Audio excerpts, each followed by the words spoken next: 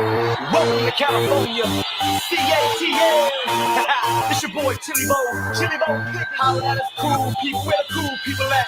So cool, yeah. And where my ladies? Come on and bounce with me. Come on and bounce with me. Come on and bounce. And all my fellas, what up fellas? Y'all just chill. You know I'm so fresh, know I'm so grimy. Always stay chillin' with the cops right behind me. You know I'm so cool. You know I'm so cool. You know I'm so fresh. You know I'm so grimy. Always stay chillin' with the cops right behind me. You know I'm so cool. You know I'm so cool. I'm so C-double-O, light up your L. This beat is so swell like the homie Rydell. But no, this ain't no beatbox, we call it street rock. They say the homie Chill Will got the heat locked. Young Cali, come clap for daddy. So savvy with the patty, you can ask the family. Yeah, I'm young, rich, and dangerous. Interest rates fluctuate with my paper chase. Who the boss? I'm the boss, I'll be late today. I'ma drink, and get drunk today. Cause I'm cool in my polo, cool in the Lolo, cool with the photo, cool with you know I'm so fresh, know I'm so grimy. Always stay chillin' with the cops right behind me. You know I'm so cool. You know I'm so cool. You know I'm so fresh. You know I'm so grimy. Always stay chillin' with the cops right behind me. You know I'm so cool. You know I'm so cool. Bouncing in my peanut butter beans, cooling through the cone zone, blowing in the wind, roll around town, sitting on chromosomes, rocks like ice cream, we just call them cold stones. I'm so grimy and I stay fresh. The chicks call me Chill, got it tatted on my chest. Stunning so sick I can see through the mist, and I'm cool with the bullets. So who on a trip? Yeah, it's Chill Weezy, hip hop squeegee. I make it look easy, A B C D, cause I'm cool in my polo, cool in the Lolo, cool with the photo. You know I'm so fresh, know I'm so grimy. Always stay chillin' with the cops right behind me. You know I'm so cool. You know I'm so cool. You know I'm so fresh. You know I'm so grimy. Always stay chillin' with the cops right behind me. You know I'm so cool. You know I'm so cool. Now get it rockin', and get it rockin'. Leave it to Mr. Peanut Butter to get it poppin'. Now get it rockin', now get it rockin'. Leave it to Mr. Peanut Butter to get it poppin'. Fist of Patron, get it past my nose. Shake it fast, drop it slow. Get you snapping that neck. Yeah, I can make you famous. The king of the West, from CA to GA. The police right behind me, they wanna catch me slipping, but I's just chillin'. I'm too cool for prison. Yeah. And keep it rockin', Jill, and keep it poppin'. You know I'm so fresh, know I'm so grimy. This is a song that got Mark Basco's attention. You know I'm so cool. You know I'm so cool. You know I'm so fresh. You know I'm so grimy. Always stay chillin' with the cops right behind me. You know I'm so cool. You know I'm so cool.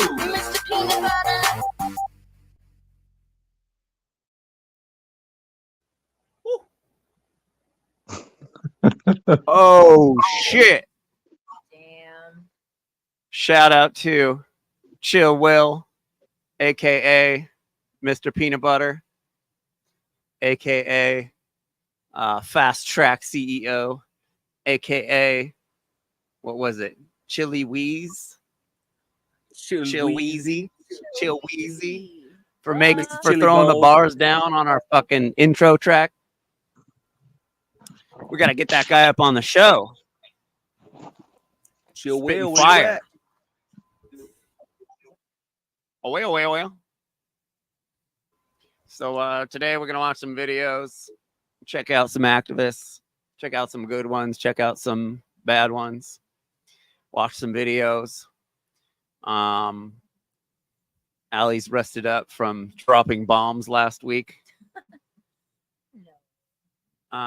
Today we are starting with what we were starting with. David Rams versus Farmer. Yes. Where did it go? Vegan debates. There we go. So David Rams is a beast. He's a former hardcore kid, gone vegan activist who does videos. This video this week because we also have debated a farmer or two, and Devin actually tagged me in this farmer's Facebook or a YouTube something. He was saying some nonsense about crop deaths, and Devin told him that he should debate me, and he said he would, but he said he'd only contact me in his chat and his comments, and he's obviously just promoting his website 100%. But we're gonna watch Dave handle this for a little bit. Let's mute up. All right, guys, welcome back to the channel. Today, well, you've already seen the title, you've already seen the thumbnail, you can already see who's right across from me. Today, we're going to be having a debate. So here is Ben. This is Ben Cummings. Tell me again, sorry, the name of your Instagram, name of your show. Homegrown Show. Homegrown Show, from the Homegrown Show. And you're a farmer, you're a homesteader, I guess you would call it, right? And from what I understand of what you do, you buy animals, I guess, that's how they come to you, right? You buy them, you bring them to your farm, you have them there for some time, whatever that may be, and then you kill them and you're eating them. And that's your business. Or not a business, right? It's just, is it for your family or is it a business as well? Yep, for our family. Just for your family. Okay. So how we got here and how you've ended up on my channel is you were getting some comments or DMs, I guess, from vegans that I've not seen, by the way, because I wasn't exactly. We didn't get into that exactly what they were saying or what was happening. But as a response to that, you made a video that said vegans have been brainwashed because farmers do love their animals. And you were kind of sick of hearing that farmers don't love their animals. And that's the video that I saw. And in this clip that you put up there, it had with you tickling a pig. I had some of your friends who are farmers kind of having cuddles and nice times with animals, which, as I said in my response, is quite nice to see. But in my response, I did call you a liar, lying by omission, because in that moment, it looks really, really nice. But in the next moment, they're going to be getting, stabbed or their heads cut off, right? In some of the cases for the goose, for example, that the head would just be sliced off. And I felt that was lying by omission. So I made that response to you. I felt that you were given an incorrect view on farming because of and I know, I think we both know the vast majority of animal products coming from factory farms. So not only are they going to be having their heads chopped off as the same as your farm, but actually their entire life is just constant suffering until that point. That's the majority of animals. So I felt it was misleading, which is why I made the response and it didn't show all the suffering, the disease, and the living in their own feces and urine that happens in actually most farms in the world. So you popped into my comments of that video response, and this is where it gets a little bit interesting, I suppose. You made a couple of claims in the comments.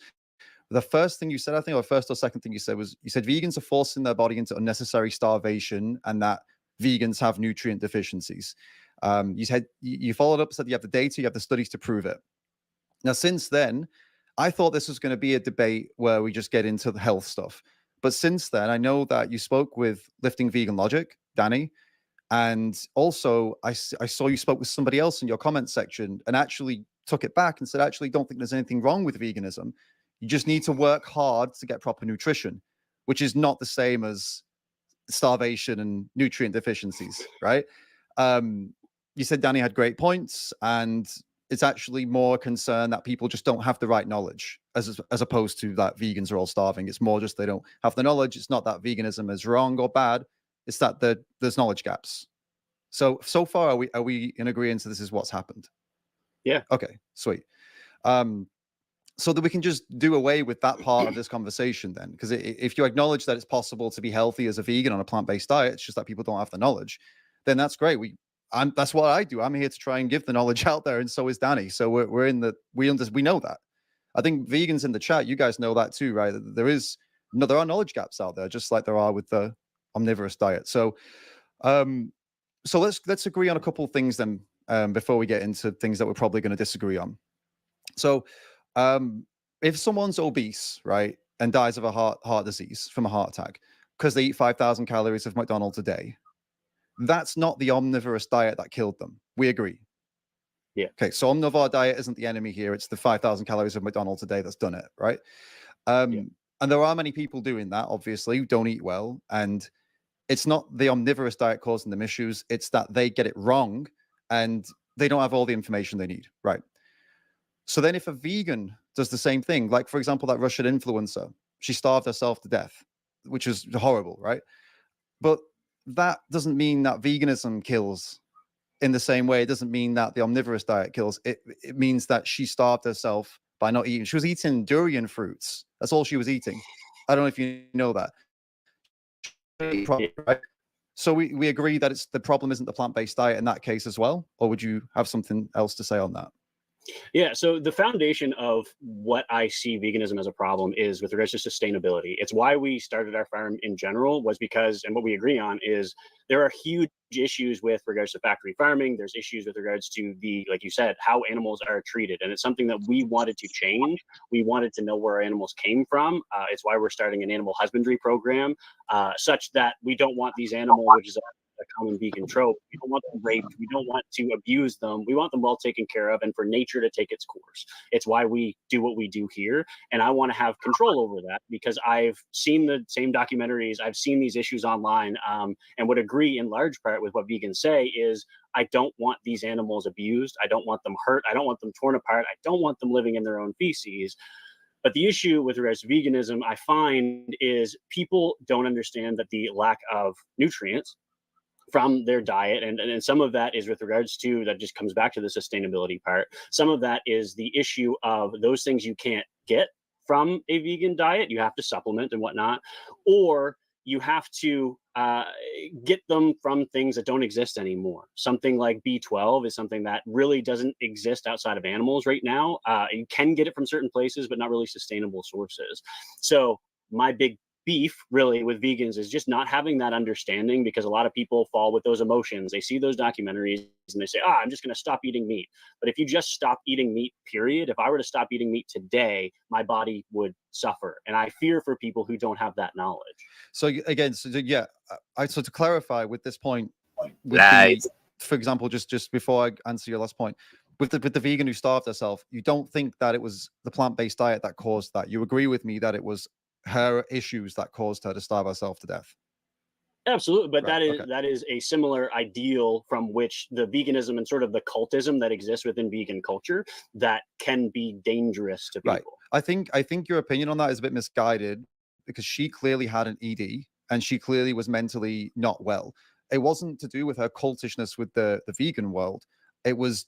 Maybe she was using that as a front, but nobody dies of malnutrition without severe issues. Either issues of being lost in a jungle or severe mental health issues. I'm yet to run into a vegan who is saying I'm starving myself to death for animals. It doesn't exist. There's another problem, as I said, that they're maybe masking with veganism, and that requires therapy, that requires professional help. And then it happens also, you look at these carnivore dieters, it's the same on the other side too. There are a lot of people who are really messing themselves up, and I don't think they don't genuinely believe eating only meat is the best. It's a mental health thing, I think, on both sides. So with regards to, so you're getting into a few things. I mean, you're against factory farming, which was one of my questions, which we can get into. And you mentioned about supplementation, not sustainable. That was it. So are you referring to sustainability in the environmental sense, or as in longevity sense? Is being able to resource it. I mean, Right. you could, from some people that follow our content and what we talk about, you could consider me a prepper. You could consider me an extremist. There are issues that we see with regards to the availability of food. I mean, we saw food shortages and things over the last 4 years with COVID, and other issues that have been brought on. I mean,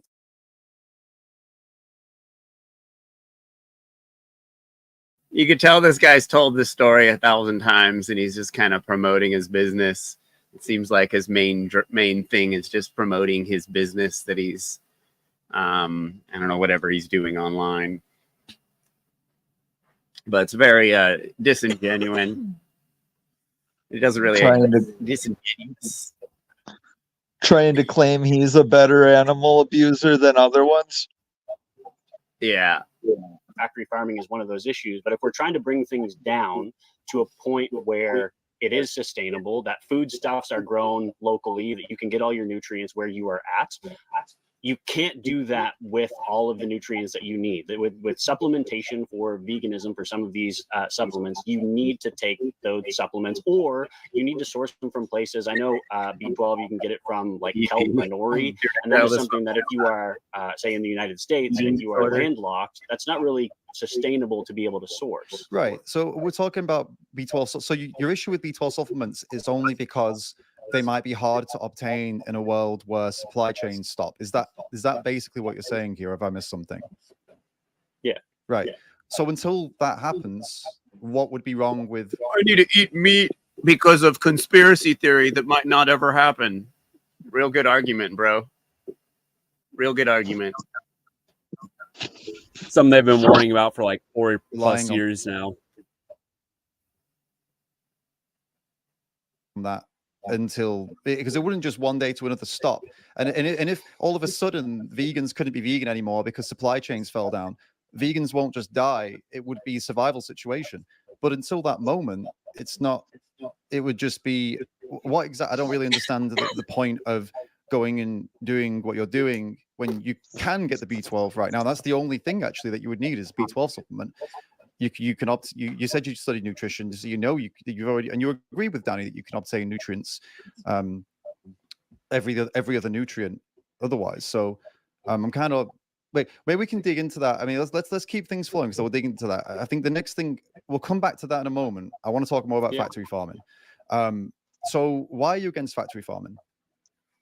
Because the way that animals are treated is despicable. I mean, there's a number of documentaries that I've seen over the years that I saw the way that animals are abused while their bodies are, you can see the pain. Animals can feel pain. Yeah. Fundamentally, the difference between humans and animals is largely just consciousness. I think we personify animals quite a bit. We've created this arbitrary line of like, oh, dogs and cats are off limits, but cows and other animals are fine. There's different reasons I believe that you can eat certain animals and different reasons not, and we can get into that if you want. But I think it comes down to fundamentally where we disagree is that the point of death is whether death is good or not, whether it is necessary or not. Right. And would you agree with me that most people support factory farming probably because they just don't think about what they're funding? Do you think that's probably the reason that they blindly What do you mean it? by support factory farming? Well, they give their money to it every day. Majority of humans in the world actually they're funding the majority of farms in the world, which are factory farms. Not exactly all mega farms.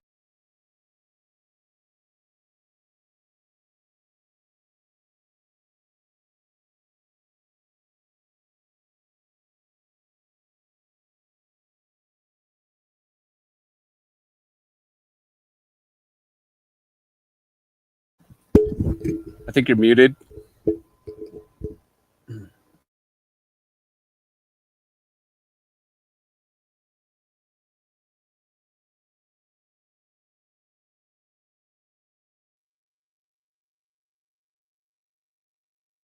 I can't hear anybody. Can you guys hear me?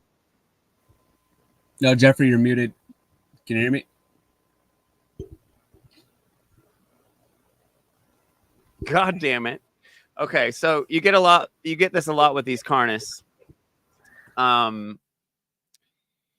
they think that because they say in public that they're against factory farming, that they're exempt from everything. Yes. They think they're exempt. And even this guy was confused. He's like, wait, what do you mean support? Like, support means you give your monetary support to it. Just by on your website saying that you don't support factory farming doesn't mean like you have to then go practice that and not support factory farming.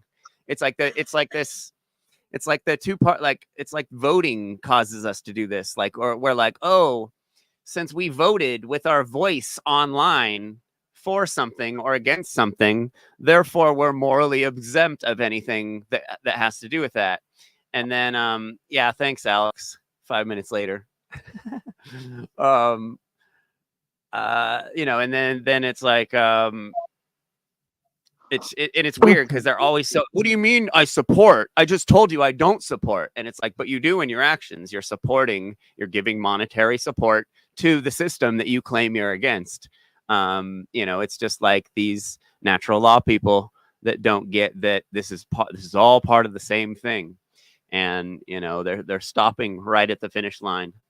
But yeah, this clown, they're so confused about, well, I just told you I don't support it. And it's like, but you do. But they're part of a massive industry. You aren't, for example, your farm, your homestead is not part of an industry. Whereas even small local farms, you know, whatever small local, whatever they call themselves, that they are industry factories, just mini factory farms, right? And what the vast majority of people support and pay for. So do you agree with me that it's probably just that they don't think about it? Yeah, I think it's largely that ignorance of people don't want to think about where their food comes Right. from and what happens to it. I mean, I think it's a matter of fact that a lot of people know, and you would probably agree that when an animal is tortured, when an animal goes through pain, it releases certain chemicals. Your brain releases certain chemicals if you are in pain. For me to eat those types of things is bad for me. It's bad energy, vibes, whatever you want to say. But also there's phytochemicals and micronutrients that are released that are then bad for me that you don't want to have. So what we do. That's a great argument. Holy cow. I use that argument all the time. This is the first time I've seen a carnist use that argument. The you know, the dead, depressed, tortured, miserable hormones that these animals are full of, it saturates their meat. Yeah, And he actually acknowledged, he's like, I know it's not good for me to eat those things. That was actually pretty surprising for a farmer, an animal farmer, to admit that. yeah, Props. so that's pretty shocking. Good job, David. You know, these farmers, these guys, these social media guys, they want to make a name for them so much that they put themselves in these situations with vegans, thinking that they're just going to be dealing with some not educated person. And you know, that's what happened with Garland and I. Like, he underestimated us, and he paid dearly. And you know, he's losing hair over it right now. He's gone gray early over it. And like, you know, like these guys, you know, don't understand. It's like you know, we're not going to take this opportunity and just flub it. Like, we're going to hand your ass to you. So like, be careful. But you know, God bless this guy for showing up and at least trying to say the truth. He's trying to take this middle ground of like, oh, you know, vegans should support my company because we're hugging our cows before we kill them, which is just like, that's never, the compassionate killing thing doesn't exist. You know, we vegans know this. So just repackaging it, you know, in your little wholesome family farmer guy shirt, you know, it's not going to do anything for us, dude. Sorry. What do you think, Braxton? Yeah, I mean, I've been cutting out a little, but like overall, my thoughts are just, it just seems like another clout chasing farmer that just got bored and wanted some attention on social media. So they went through the same rounds of things that they always end up saying. And, you know, there's the issue of B12. the fact that we have ag gag laws. We can't see what's actually going on. There's no transparency. Yep. So I'd also like to point out he was bringing up factory farming. Me personally, I could give a fuck less whether there's 4 factory farms in the entire country or even 1 or 1,000,000 small-time farmers. At the end of the day, it could be 1,000,000 farmers growing those animals and harming them, or 1 factory farm. They still all end up dead. Same shit. Yep. It's true. It's Still like these cruelty. It's like these idiots don't know where factory farms came from. They're just regular farms that got bigger.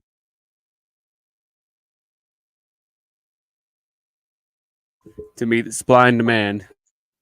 They Yeah, think that exactly. the cows are out in the field playing with the farmers, kids, and they're all frolicking around on that Cows. happy California cows, and I don't know, we see these cows and they look pretty miserable out here, in the 105 degree weather, bloated beyond their what they're supposed to be capable of, like weight wise, looking pretty miserable.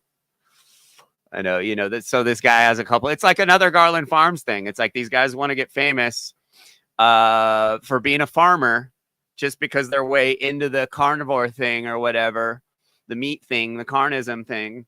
And they just start building. They're faking it till they make it. That's what this show is all about, is exposing people faking it.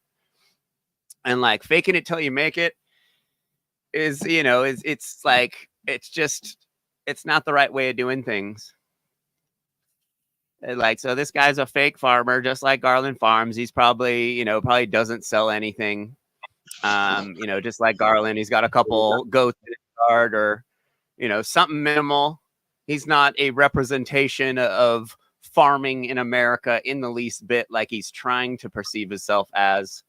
So it's another Garland thing. I mean, this guy's obviously not as psychopathic as Garland Farms, but he's close.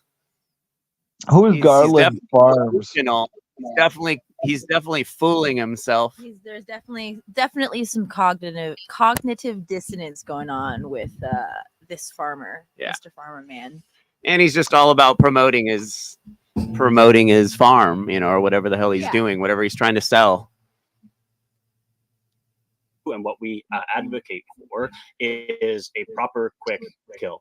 You want something to die quickly without pain, but if you don't know where your food's coming from and people are living ignorantly, then you're not going to have a healthy life. You then are not receiving those proper nutrients. You're receiving those bad or improper nutrients. So for you, the way of treating animals is a combination of two things. It's one, because you acknowledge that they are not so different from us and that they don't deserve to be treated badly. And it's also because you, as a few farmers say this as well, you think that the nutrients you would get from them and from the secretions, milk, eggs, and their bodies, their flesh, it would be worse. So it's kind of both reasons that you would say to treat them better and not do what factory farms do to them. Okay. What do you think about this? Do you agree with me that in general that people prioritize taste and convenience over their own health and also over the ethics of doing these types of things to animals?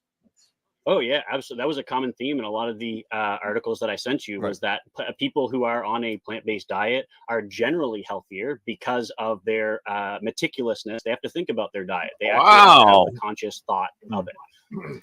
And so and most people are putting they just, it's tasty, a little bit so honesty. I just want to eat that. I don't care if it's bad for me. I don't care.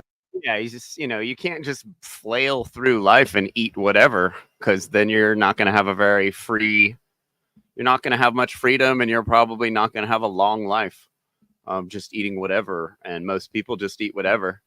And most people will defend eating whatever to the death. Yeah. Well, he was saying, the only reason why vegans are healthier is because they're more meticulous and pay more attention. But they pay more attention to eat plants. ... But still, it's just funny that how he starts this. I mean, we're 13 minutes and he starts this sort of like conceding and appeasing, but you'll see here there's these little they're like the typical carnist jabs though. Well, they'll agree with us that yes, factory farming is bad, but our way of doing is better. Yes, vegans, they seem to be a little healthier, but it's only because they're not eating, Krispy Kreme or something, they're paying attention to what they're eating and they happen to be a little bit more health conscious, which sure, but that's kind of the point of rigorous studies and higher studies and meta-analysis, et cetera, et cetera. They attempt to factor out these things that would affect the health outcomes, right? So I get, yeah, it's just funny. It's just, this is where it begins. Like I said, just you'll see the little jabs. Well, he seems like he's giving one to the vegans, but then he kind of like, he puts his Two farmer cents, yeah. funk in there. Farmer funk. His farmer His carnist carnist funk. If garbage. an animal was tortured to death. You agree with me? That's the vast majority of people that are in that bucket. I don't think they're consciously having that thought, but I think that they're just living their lives, and that is just a happenstance of it. Right. Yeah. So yeah, basically, when pressed, these are some of the responses that we get when we go out there. So like, with that all being the case, then, so if someone, I mean, the vast majority of people are in the position I'm about to put to you, that you live out in the sticks somewhere, right? You've given up kind of like a normal life to go and do what you do and to have it this way, because of what you agree with me on, right? So for the vast majority of people, that is not an option. We have a massive population, and the majority of them are in cities, and their jobs are in cities, and their families are in cities. Everything's in cities, so they're not Eat capable grass-fed. of doing what you're doing at all. So then, Possible. instead of funding factory farming in their cases, with everything that they have and where they're based, would you not agree with me that they should be trying to avoid animal products and eat plant-based based on that reason alone? Good question. I think there's an important distinction as to what factory farming is, because I think, and even with regards to what veganism is, because I think or believe that, yes, absolutely. If you're in a city and you only have access to those things, absolutely. But factory farming is not just animals, there's also plants involved. So when factory farms, or when you are trying to think of with regards to the land, to be able to feed 9 billion people, there's just not enough land for it. Animals like ruminants, like cows, sheep, goats, have different digestive systems to be able to eat things that. But there is enough land to feed everyone meat. He's about to say, again, another one of the carnist justifications that these animals can eat things that us humans can't eat. So therefore, no, there are not more plants used. But still, again, false. There's still more plants that are edible for humans that are consumed and used. 18%. To feed animals to eat. Yeah. 18% of our 18 feet or of that 16, food is a huge amount of food. And then there's a huge amount that is classified as non-edible. But it's only classified as non-edible because they're using it specifically for cattle feed. If they needed to classify it as edible, they could. There are just human grade processes they would have to do to process this protein. And so, I mean, you're getting into the realm of, okay, if the factory the meat industry went away, what would happen? If the meat industry went away, the whole system would come crumbling down and rebuild its stuff immediately, completely different than it was before. But this inedible feed, which is fed to cows, is still very much could be edible for humans. At least a percentage of it. At least a percentage of it, not all of it.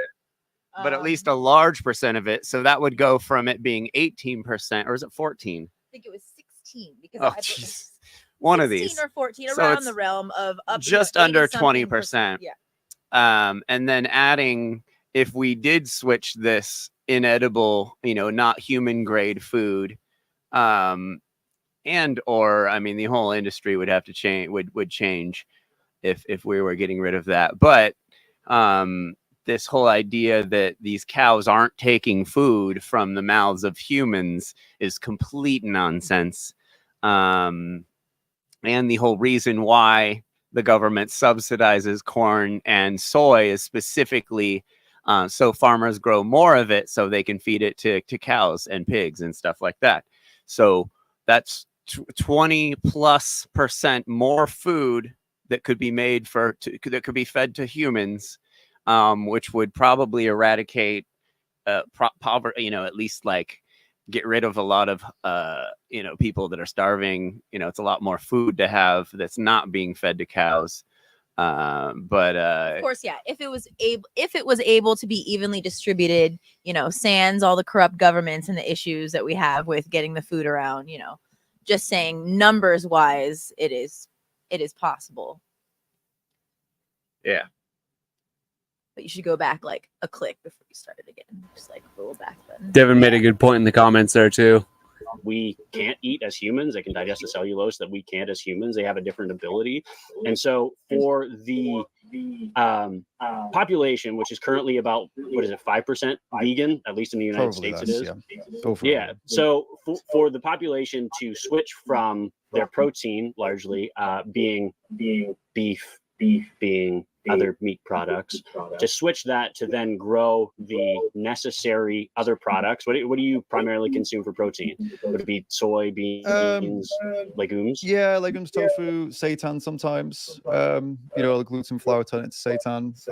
Nuts and seeds. Come on. Other beans. Yeah, Please, like a other- variety of that. We know Other you mostly. eat other stuff, David. So to be able to grow those things require a vast amount of land to grow, and land that is able to be cultivated. So for being able to grow things like cows or raise things like cows, yeah, absolutely, don't raise them in feedlots, because animals are just being pumped full of hormones if they have issues, or they're just being pumped full of corn and things that are being grown just quick and garbage. So I fear that that's what would happen if we transition to a primarily plant-based population. If the popular culture changed such that we needed more of these legumes, more of these different types of proteins, well, now we have sacrificed one evil for the other. We have gone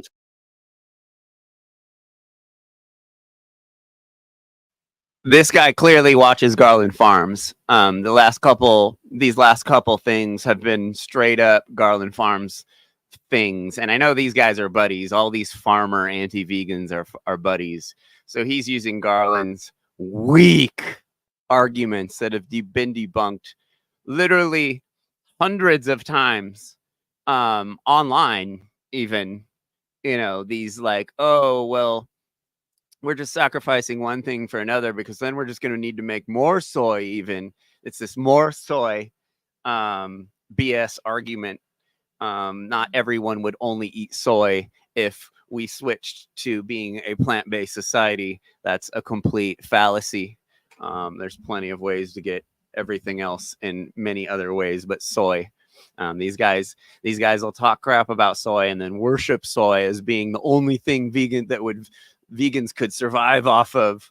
They're the most essential proteins or whatever Garland says. It's the best. Soy's the best vegan food. So we'd have to make more soy. It's like, these are all complete nonsense. Carnist farming practices. Like, this is coming from a carnist farmer who's probably the carnist farming practices that have been going on for the last couple hundred years is the reason why they're having to regeneratively farm these plant lands, the crop lands in the U.S. It's because they've irresponsibly just psychopathically grown animal feed. Yeah, psychopathically grown animal feed is the main drivers in our problems, like the main causes of the problems that we have with our agricultural industry now. And like, I went over on Garland's farm, Garland's channel the other day, and he had a lady there who's a regenerative farmer, but she's got cows on top of charcoal tailings from a mine. And like, it's just like these just like, I'm like, lady, your opinion is irrelevant. Like, your anecdote is 1 in a million. Like, you're not going to be able to grow food on charcoal tailings, no matter how many cows you have sit on top of it and shit on it. Like, these people are deliriously delusional. But the biggest problem in the world today, whatever shape or size or flatness or roundness this world is these carnist farming practices that are responsible for 90% of the crop deaths going on. If we had veganic farming, we wouldn't be shooting birds out of the sky like Garland says everyone's doing. It's these psychopathic, irresponsible farming practices by carnist farmers that are doing this. So that on its own destroys Garland Farms' whole reason for existing online. He blames all crop deaths on vegans. Yep. Blames it on vegans Yeah. because we're the ones growing. We're the one out. We're all the farmers. Vegans are farming all these vegetables, and we're deciding. We're instead of putting a fence around the field we're growing in, we're just out there with a machine gun shooting every animal that comes through. Like this is the brainwashing, the brainwashing that's being done to the whole world by people like Joe Rogan. And it's very scary programming.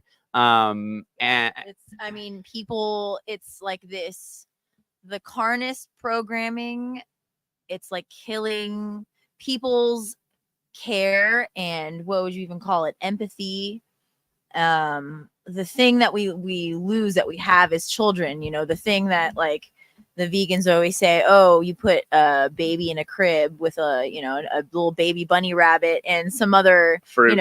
Some carrots. What is the baby gonna munch on? Sure, it might like teeth on the baby bunny, It's not gonna eat it's it not gonna with its be mouth. ripping its it teeth open. are like So in the same way, it's like we've been programmed to be desensitized. I think that's the word. It's like this desensitization. But yeah, you see these farmers, they're just holding on to it. The standard's so low. Yeah. I mean, this guy right here, like he even said earlier, like, oh, I know with these hormones are bad for me to consume from these stressed out animals being killed. And so you see these glimpses like, okay, right. So this guy is he's being confronted with these facts, these realities, but he's still, then you see this, the programming kick back in and yep. gets into and he's like, oh, well, no, Yeah. justification. He's Actually, got to get into his script. But it's wild to see though. But he's not good at it. So it's really obvious to see. He goes he's like way nice and everything. And then he'll just switch into some like dumb script statement. Like literally he's being paid to say this stuff and go on podcasts. Well, he is because this is his business. Yeah. He's promoting his business. So he is getting paid in a way to say it. Yeah. But these carnist practices, these insanely psychopathic, irresponsible carnist farming practices are the absolutely responsible for where we're at and all that stuff. So this idea, that these it's going to kill the equal amount of same amount of crop deaths are going to happen to grow plants as if we had grown cows, which is just nonsense. If you know anything about growing cows, you put millions of calories into a cow just to get a fraction of that out. You put millions of gallons of water, millions of hundreds of man hours of labor, medical supplies, all kinds of stuff, slurry waste that's left over. These carnists love saying, "Oh, the only ingredient in meat is meat. There's nothing else. That's just the best thing to eat in the world." Like, holy shit. That's an awful meme. Let's not even go into that one. But what I wanted to say was just like, especially with soy, like it always comes back to the soy thing. And it's really funny because you actually figured this out. The reason why the soy crop was brought to the United States and grown here, right? Because soy sauce, that's from Asia. So how did it get here? It was as forage crop for livestock, for animals. So the whole reason why it's, even if it's the number one source of protein for vegans right now, the reason why it's here and it is number one is because of animal ag. And they are the reason why it was brought here. So like you said, if looking into the future, we have a more vegan world or a majority vegan world, the plant agriculture industry will look completely different because it won't have that influence anymore. And we'd have a market freed to decide what those practices could be and should be. But yeah, again, just this soy, it's such it's the same old arguments over and over. It's the soy thing. It was the same arguments we came across with Garland. So it's just like the vegans have gone hard and really researched this, and there's some great resources out there for all this. So it's like farmers, you got to like look into this stuff and like do better because it's just the same old dusty ass arguments that just like They suck. Like, it's the big harness thing these days is seed oils, Oh, that's the and other guess one. what? Why we have so much soy oil in the world? Because of animal agriculture. Yep. We would use there's far more sustainable oils that could be grown than soy that are far cheaper and are probably healthier. Arguably healthier, Yeah. like, or for whatever. And then let's not get into the soybean meal, soy cake argument, because we've already done that. We'll put the again, link for that debate yeah. we had with Garland Farms right here. And the review that you and Chris Hines did of that it went into it more thoroughly, because we were only just coming across the ideas and what we're finding out about the soy industry, getting into that debate. But one of the equal drivers to human consumed soy oil, to the production of soy, is these soy cakes and the soy meal. So that's subsidized by the federal government. Yeah, et cetera, et cetera. But again, that's another thing these farmers, these carnists love to say, oh, well, the only reason why the cattle are eating the soy meal is because it's just a byproduct, it's just a waste product of creating this soy oil for human consumption. But it's like, no, it's not. This is a whole nother industry that is completely contributing at least around 50%, if we're looking at human consumption versus animal consumption of this plant. 50% of it driven by animal agriculture, the animal agriculture industry. So yeah, again, farmers, you got to do a little better, because like you're getting stuff. Well, random question. The soy. There can't be any way in hell that we don't grow enough soy that if everybody went vegan tomorrow, because cows eat like 120 pounds a day. Like if we weren't feeding livestock all this soy, there'd have to be enough for the humans, you would think. Well, we wouldn't even grow soy anymore. We grow other vegetables. Grow it much less, and we wouldn't have to grow it at the scale that we're currently growing at, which is calls for these GMO practices and all this, is because we're trying to grow it on such a monocrop on a huge scale. So it's like, I'm sure there'll be some like heirloom, smaller farms growing some organic soybean. There's organic soy products are very popular as well. So that I would see that industry continuing, and then it would. But we wouldn't grow more soy. But it would just it's absolutely ridiculous. Doesn't soy increase your estrogen levels though? Well, no, it doesn't increase your estrogen levels. It actually has a phytoestrogen, which is it's plant fucking stuff. It plugs into the same receptors in your body and actually stops actual estrogen from plugging in, and it actually protects you from female hormones fucking with you. Honestly, kind of. So you would concur that most of the information out there is a lie. Like, I'm not naive enough to believe the lies, but I will say that I guess I was indoctrinated with meat eating just all my life, and I have never really dropped the habit, but I'm looking into it, but I'm not really seeing sufficient evidence. Like, what about the vitamins lost in great meat like beef? Well, first off, let's finish with the phytoestrogen and the estrogen comment. These same people that will tell you that phytoestrogen's bad for you are the same people telling you to consume products that have fucking estrogen. And then now you're talking about vitamins. There's no diet on the planet that's more nutritionally complete than a whole food plant-based diet. If you want more vitamins and to feel healthier, stronger, eat whole foods, man. Yeah, I focus mainly on fruits. That'd be my advice. Anybody else got advice for this guy? Yeah, I mean, cows are female, bro. They're full of estrogen. They're pumped full of estrogen, so they produce milk their whole life, and then they're slaughtered, and we eat them. They're full of estrogen, and they're full of hormones that are released while the animal is dying, and leading up to it dying, it being horrified, depressed, tortured. These cows excrete hormones that our bodies can actually absorb. We can't absorb soy estrogen. We damn well absorb the mammalian estrogen that comes in meat and dairy products. Butter, oil, butter, milk, steak, all this stuff is chock full of a mammalian estrogen that you can actually absorb. That's why it's so hard to stay in shape when you're just eating so much of that stuff.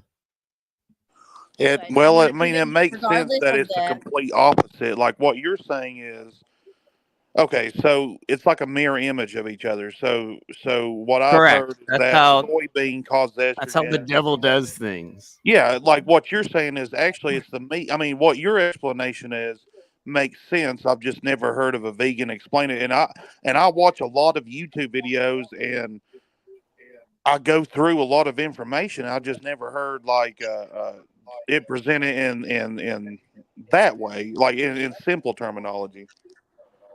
Yeah. You could imagine, just as a human, like consuming hormones from something that's dying probably isn't that great, Like so many people, they're like, oh, when I eat beef, I like, ooh, it makes me like, I feel great, But that might be like, what's it called? Like adrenaline, from this animal dying. It's also when you eat meat, like your body, your brain, your thyroid or whatever is controlling your hormones sees that you're eating another animal, basically, like another being.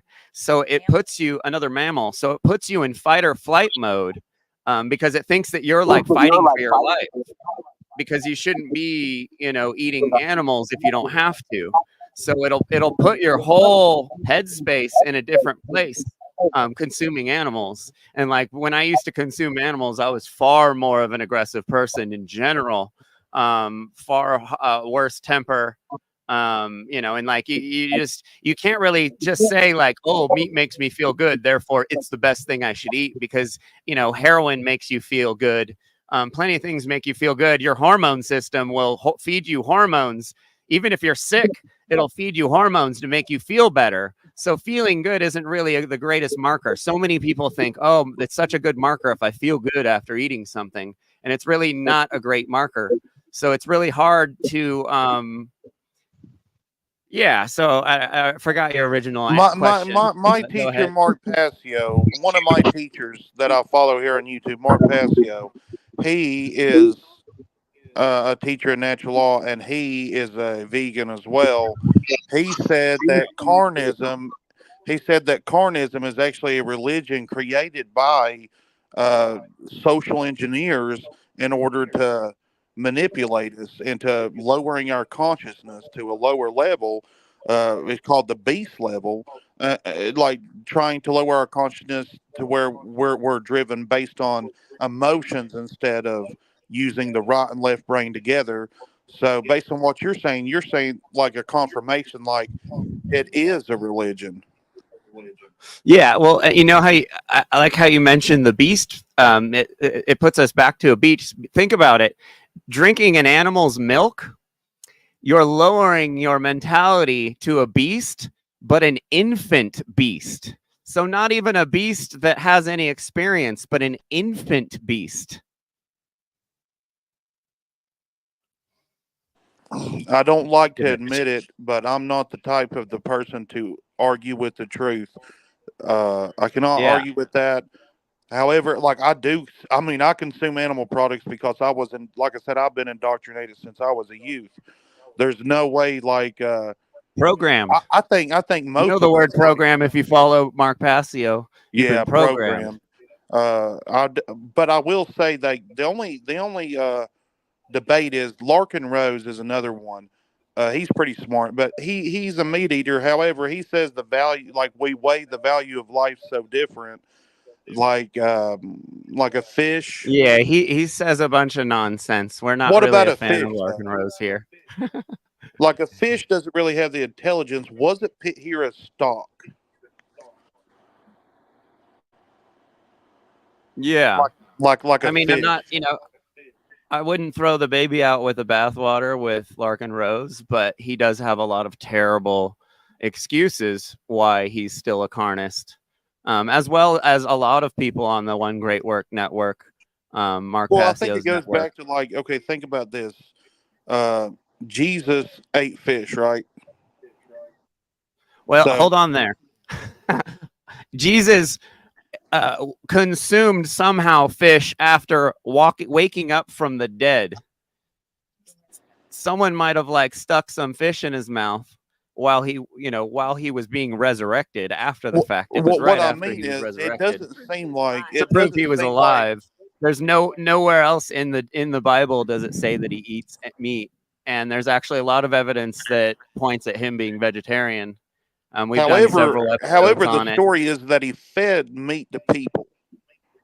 And I'm not saying whether you believe it's actually real or not. The story is that he fed meat to people, and that a lot of people have latched onto this. But he did not feed cow, chicken, or nothing. He fed fish. So is the sea creatures, are they stock for us to eat? I But think not the Braxton animals. knows some stuff about this.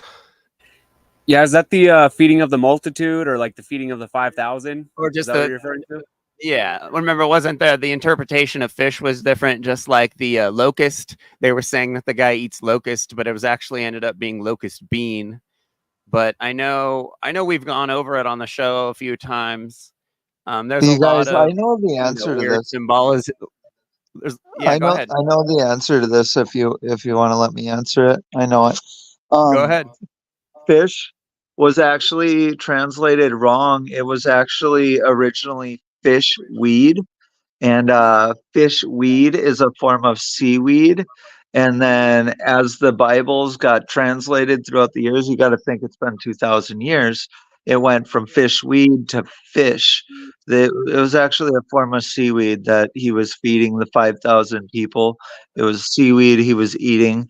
Jesus was vegan straight across the board. He was opposed to violence. He believed in consuming from the mother and being part of the mother, the earth. Yeah. Oh, Yeah, and manna. he was Jews lived asking. off of manna. For what's that? Sorry. And What were you manna was saying, John? definitely some sort of algae that they were living off of out in the desert. It was just algae. But Garden of Youth is vegan. I mean, the Garden of Youth. Yep, The Garden of Eden is vegan. The Garden of Eden was vegan. There's MC, there's some really cool links. If you just go on YouTube and look up Jesus was vegetarian, there's a very good presentation. We've watched it a couple times on the show. It's it's shocking how much evidence there is of, and how many people were vegetarian that were connected with the Bible. There were even vegans connected with the Bible. We've just been lied to. Because everyone eats meat. So, everyone just biases with their agenda. And and now there's vegans around to remind everyone that they're doing something that's immoral. Jesus was a vegan activist. More than that, he was literally an armed vegan anarchist. I mean, the guy was a boss. He was like the original anarchist. And he was not confused. He didn't think slavery was okay for animals. He was straight across the board opposed to slavery. I would like to point out, like, we're taught that fish are less important than us. Like, imagine if a fish hooked us by the face with a chunk of metal, fucking drug us into a fucking atmosphere we can't breathe with a chunk of metal by the face. As we're fucking gasping for air and dying, they started cutting us apart while we were alive. Would we think they are evil? And if we would think they're evil, are we anything less than evil? But are the like a lion? So you're saying a lion is evil because it is primarily a meat eater? I never said that. A lion is designed to eat meat. A lion has to eat meat to survive. You and I have flat teeth. We have a jaw that moves side to side that's designed to grind foliage. For us to eat an animal and commit an act of violence when it's not necessary is entirely different than an animal needing to survive. We don't need to cause violence or acts of harms on animals to survive. I've been vegan for over 7 years. I'm strong as an ox. I don't need to hurt something to live well and like enjoy life. Yeah, I think the problem here, like, it does seem like Mark Passio was right about it, that it is a religion that they created. It would make sense to keep you down in that beast consciousness level that way, because, yeah, I mean, I've started to integrate way more beans into my diet. And I'll be honest with you, like, beans have protein, carbohydrate, and fiber. Like, it's the ultimate food. And yes, you're correct. There's more Beans are vitamins. awesome. Yeah, I mean, They're cheap it's just too. like, Rice is amazing. Rice, Yeah. white rice, 20-pound bag for $20, and you could eat off of it for 2 weeks. You know, like rice is amazing. Get a rice cooker, man. Get a Instapot and just have that thing full of rice all the time. oh yeah, I got a And rice just like cooker. buy sauces. Sauce and rice is like, you'd be shocked how much of that you can eat in a week. And it's very clean carbs. You know, if you're eating like, yeah, throw some veggies on there. If you're eating like crap normally, you start eating like that, the weight just falls off you. One of And my your energy major goes problems up. here doesn't stem from eating; it stems from gluten. Like, I like donuts a lot, Oh, right? And so yeah. Well, this you can't it eat has a donuts. high gluten. You know what I mean? So, like, my Yeah. problem is, like, I'm a gluten addict, because for me, gluten's like a morphine. You know, like, people get fat. I'm overweight. People who are overweight, we eat because it's like a morphine, a numbing agent, so it's mental as well. Yeah.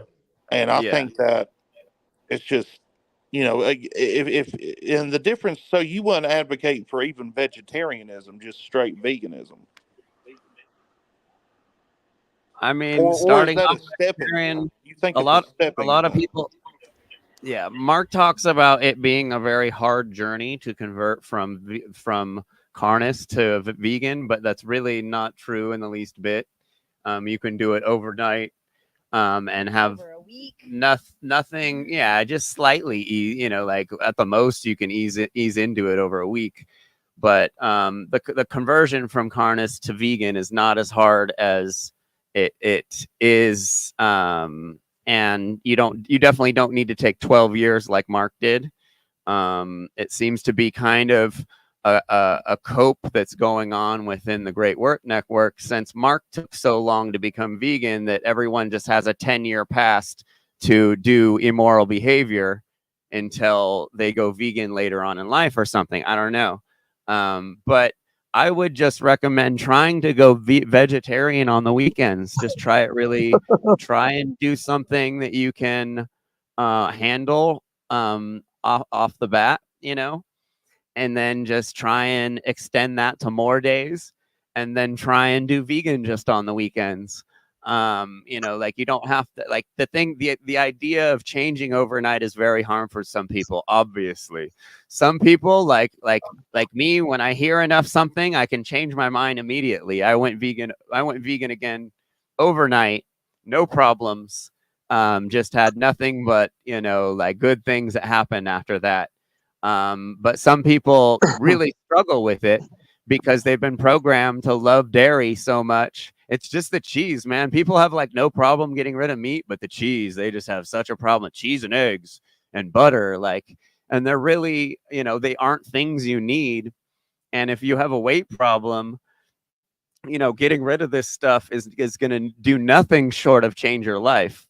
But again, like I said, just try it on the weekends. You should be able to do it on the weekends pretty easily, and I guarantee you'll see good things come of it.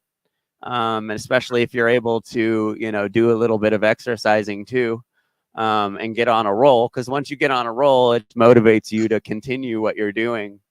But yeah, if you're into the natural law stuff, then your head's in the right place, man. And you see what's going on you with do know Mark about, and all you confirm it? Mark and his whole team.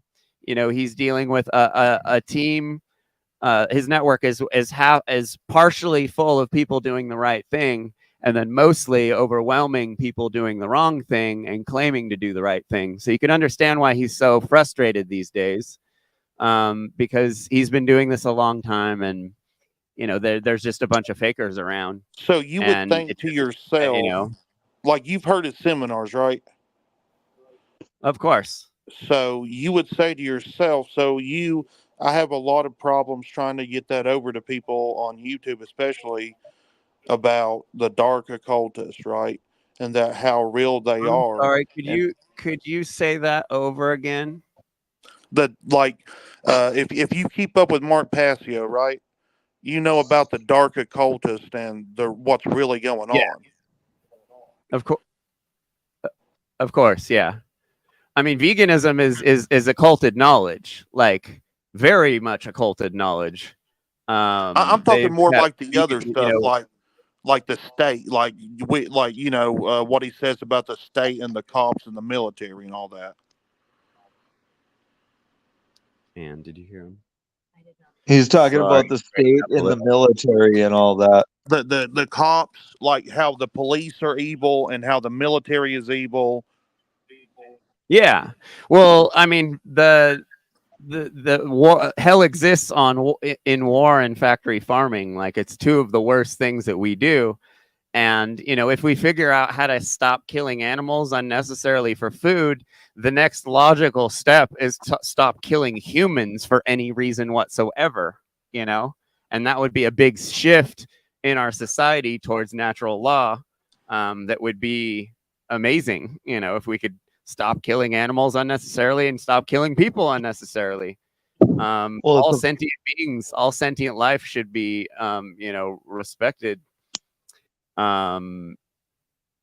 Definitely we should definitely not continue what we're doing now. And then with all these moral relativists, it seems like that's all there is out there these days. And everybody has their 2 cents they want to say, criticizing Mark, but like, these people clearly don't know his stuff good enough to be judging him, because they'd clearly not have such nihilistic views of life. Mark explained to me that Satanists are everywhere. They're not these people that wear black clothes and worship, pentagrams and stuff like that. They're just everyone. And when you're eating an animal, what's that? You know what I'm saying? When you're eating an animal, you'd have to be a Satanist. You're worshiping death. Yeah, and you're doing sacrifice, weird blood sacrifice, like, that's why it's funny when people call vegans cult, like a cult, like when they say we're in a cult, and it's like, at least we're not a death blood cult, that murder that sacrifices trillions of animals a year in the name of tradition, because it's not something we need to do these days. It's definitely a slaughterhouse, some sort of blood ritual that they do, the social engineers. Yeah. It's definitely some sort of strange, weird blood. And I know that they contaminate us a lot through the meat. There's always something wrong with it. And I've come to the conclusion that today there might not even be like the PSYOP viruses. I've come to the conclusion that they are not actually real, that they don't actually exist. And it's strange, but I'm just, it's like, knowledge will hit you and you're like, okay, so viruses don't exist. They're not real. So they manufacture the symptoms to scare us. And, it's all a cycle. supposed to be eating meat. They always have to have something to scare us with. You can guarantee government's going to scare us with something every couple of years. And we're due for something else soon. My criticism of the freedom movement is that there's no community, like there's really no community gatherings, like a church structure, for people to talk in the community about it. I believe that being more organized, not as a religion, but as just like meeting and talking to people to affect change. I believe that's necessary because Mark said that's how they affect change. They meet up with each other and they talk and they synergize. And if we're not doing the same thing, well, that's why we're losing. What about the Seventh-day Adventists? You brought up religion, right?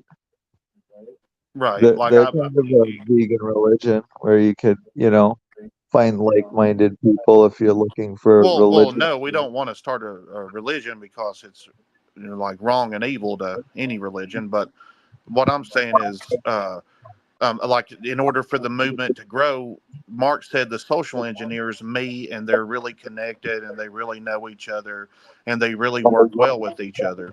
And what you would actually have to genuinely care about the people that you're working with like they do in order because they care about each other. They love each other as Dark care. Do we? Do we actually know each other and love each other like they do? Like because we can't stop them if we don't. The group has to be better synergized. Yep. I don't know. That's just what I see because Mark's screaming for people to join. I sharing his message, not seeing a lot of other people share it. You know, definitely more sharing needs to be done about because I focus like what gets people about me is the cops in the military. Like I really like to dog them and people or get offended because they got family members, but I think that's a good start. Like I have a family member that's a former military, and I have to tell them it's wrong. You know. Yeah. I think we all Yeah. have family members that are former military. My dad was military. He committed suicide over it. My best friend's former military. I talk shit when I see people wearing those hats and stuff. My I hate grandpa. that Funny shit. how you mentioned that. My grandpa unalived himself as well after serving in the military. I don't think it's a coincidence that people in the military have these mental health issues because they're being punished for who knows what they did, probably murdering people. Probably, Yeah, it's hopefully, traumatic. not, but most of the time they probably have a conscious problem from murdering people, a deficit in the natural law. Else, why would they just lose their minds and That's unalive funny you themselves? said that.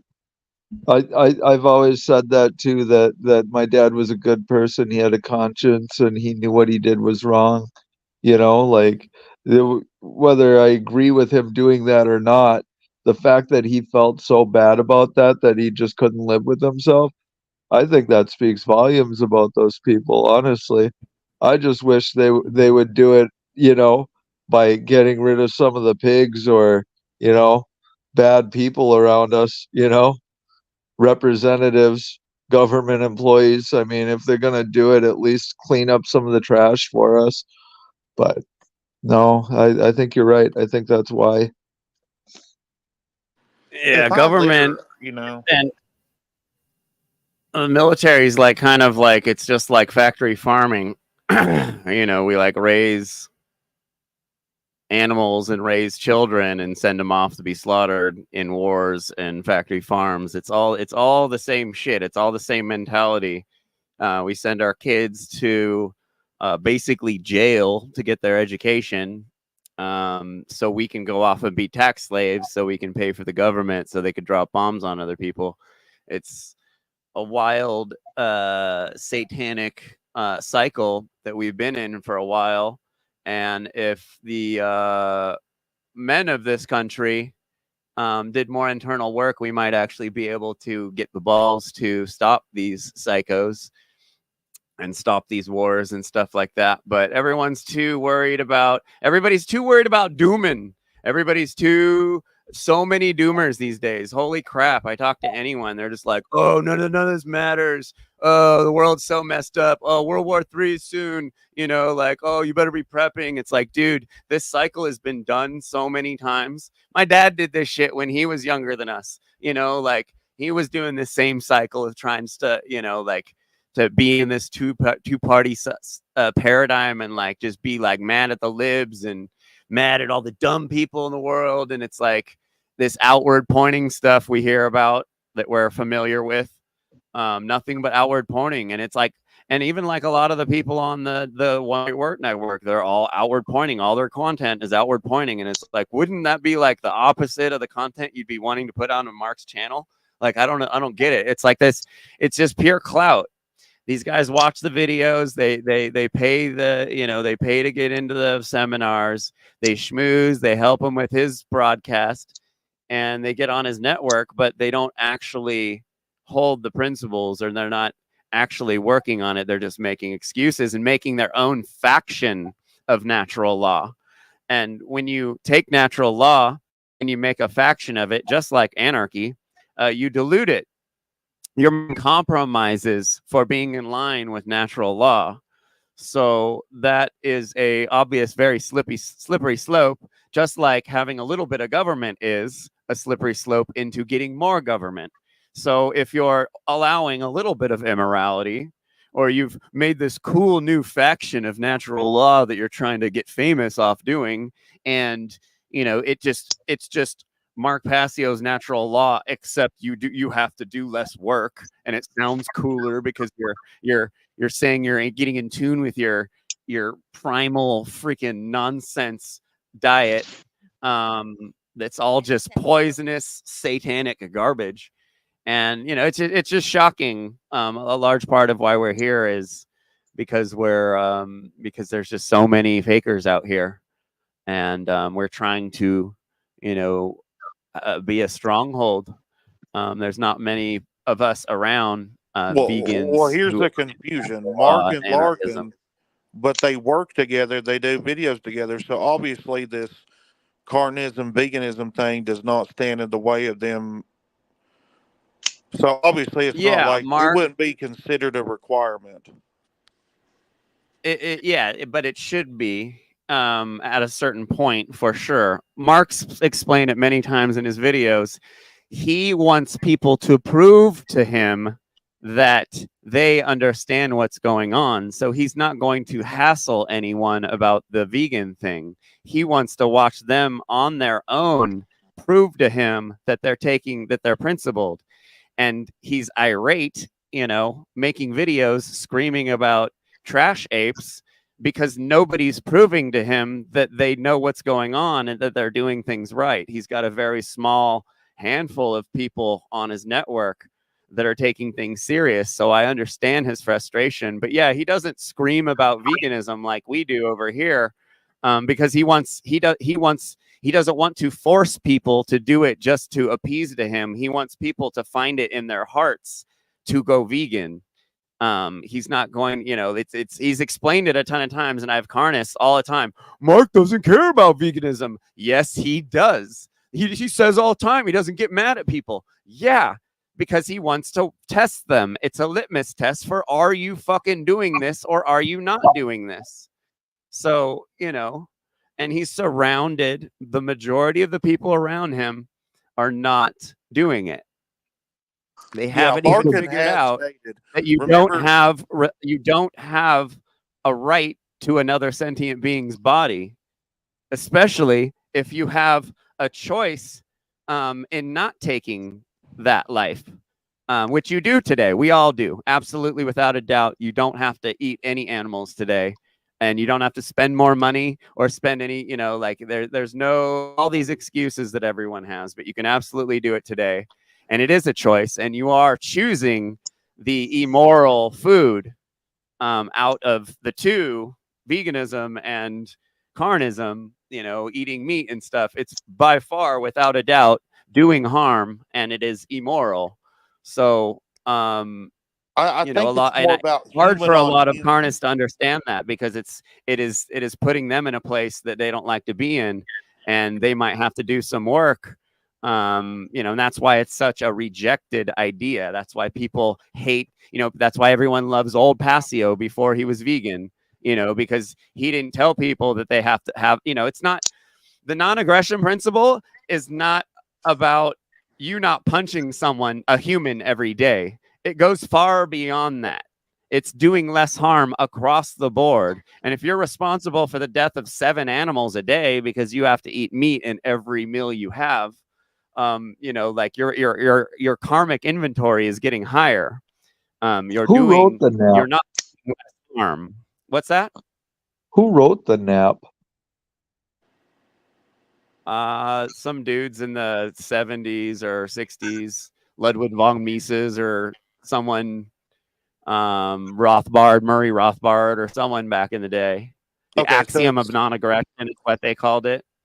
so you're pitting. So if I'm get this right, so you put animals on the same level of consciousness as the humans. You say, we're, you know, They are not as sentient as us, but they are close enough in sentience that we absolutely have to take that into consideration in our morality and our karmic inventory. These animals are very close to us.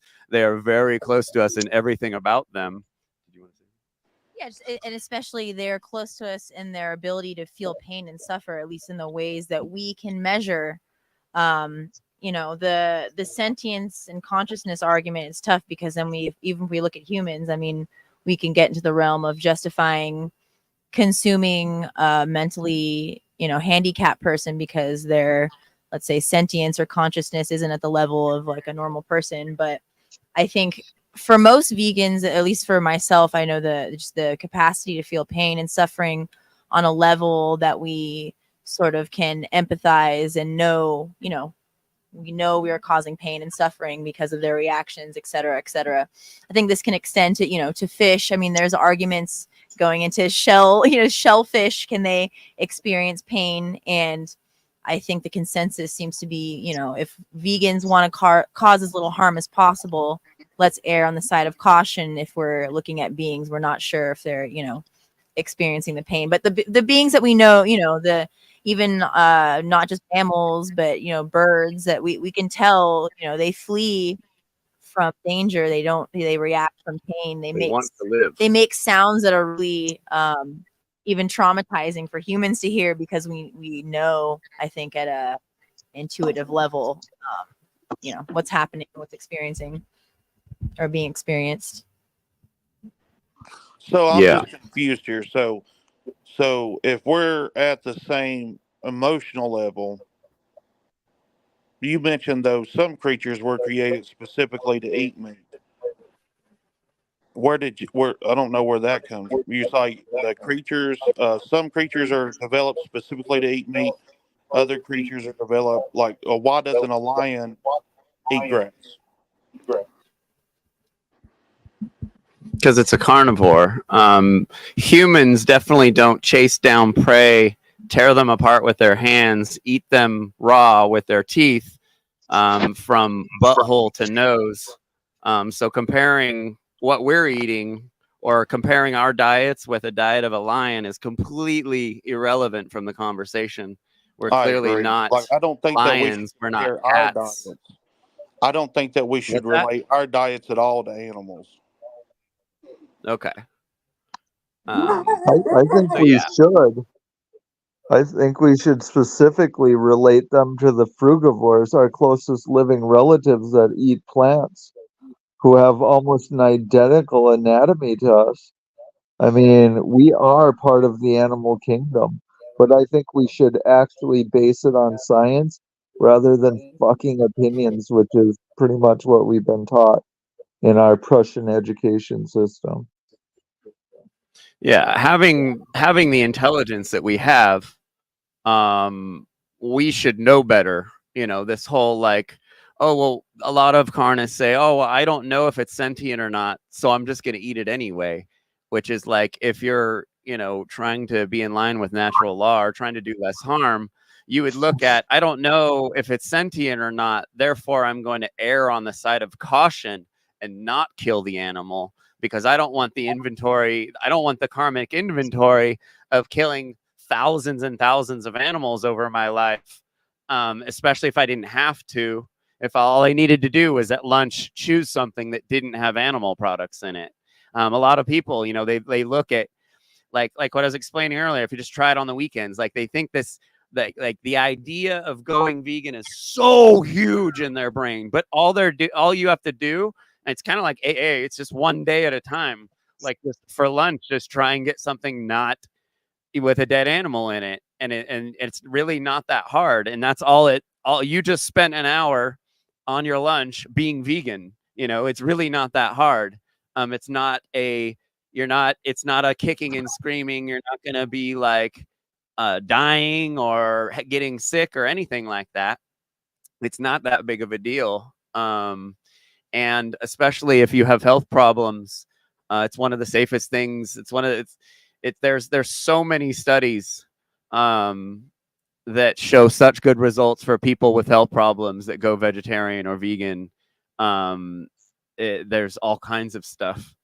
So it seems like you're like a prime target for doing this, because you have your health reasons and you have your spiritual reasons. Okay, so according to you, so the lion is allowed to murder and eat, but the human is not. Yes, So the human is smarter than the lion, and the human knows that the human doesn't have to. The human can, and we don't. But the lion, We so aren't, we should kill again, the lion. we aren't carnivores, so that's not our natural diet. And we're held to a higher moral And standard. yeah, we're held to a higher moral standard. If you know that, I mean, if you understand natural law, that should be clear to you. We aren't held to the standard of an animal, or else we'd be able to, SA people and kill our animals and eat our poop and do all kinds of weird stuff that animals do. We don't do that because we're smarter than that. Therefore, moralistically, if we don't have to kill animals, if we don't have to cause massive amounts of death and suffering, we shouldn't be doing it. And especially, if you're, if you're in line with Mark's stuff, it's just the next step, like that's the next step into being in line with natural law, is not causing these ripples in the world that are negative. That's the whole thing. Do you want to be responsible for nothing but positive in the world, or do you want to be responsible for some positive but then a bunch of negative that just is around what you chose to eat that day and what your taste buds have been programmed to think is a good taste? Like your lunch, an animal is worth more than your lunch. What specifically you wanted to taste on your lunch. Like, clearly that's like kind of easy to understand. I don't And think most that sandwiches, a sandwich that you get from Subway has maybe 3 different animals and dairy in it. So it's not even like it's this idea, oh, I killed one cow and I ate that cow for a year. You're eating several different animals in a sandwich in your lunch. That's a lot of karmic inventory building up that you have to do something with at some point. You have to deal with this, like as a man, so do you want to keep it going knowing what you know now? That's the hard part. Mark teaches us that you can't, you're what, nescient? Like, so what you're your nescient. so your You don't know the accusations information, but you know the information now. your accusations against meat eaters is that we're murderers. No, you're just killing animals unnecessarily. It's Well, immoral. yeah, that is murder. If you initiate violence on another being and like initiate, like the lion murders murder is different than killing, of course. Like if you attack Well, me and I kill you, that's technically, not. murder is only between humans too. I would say significantly worse than just murderers. I mean, they literally support bestiality. They cause pedophilia. They cause world hunger. I mean, meat eaters are the worst people in the world. I mean, all the problems in the world currently could be linked to eating dead animals. I mean, seriously, they pay people money to shove 1 billion fists up cows' asses every year. They literally cause Yeah, the really gross population and of weird. women to get so obese and beastly that men aren't even attracted to them anymore, leading to pedophilia. I mean, meat eaters and this entire industry are disgusting. They literally There's pay people money to ship grains out of third world countries where there are children starving to death to feed cows 120 pounds of foliage a day. Here, well, children in third world countries starve because people spend their money on starving children. I don't think meat eaters are killers. I think they're straight up trash. And there's a basis for it. There's evidence. Like, it's all linked together.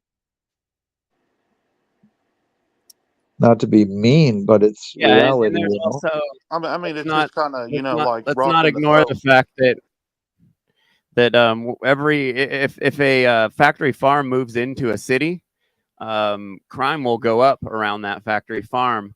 The people that work in that factory farm will have mental health issues, PTSD, domestic violence goes up when factory farm moves to town.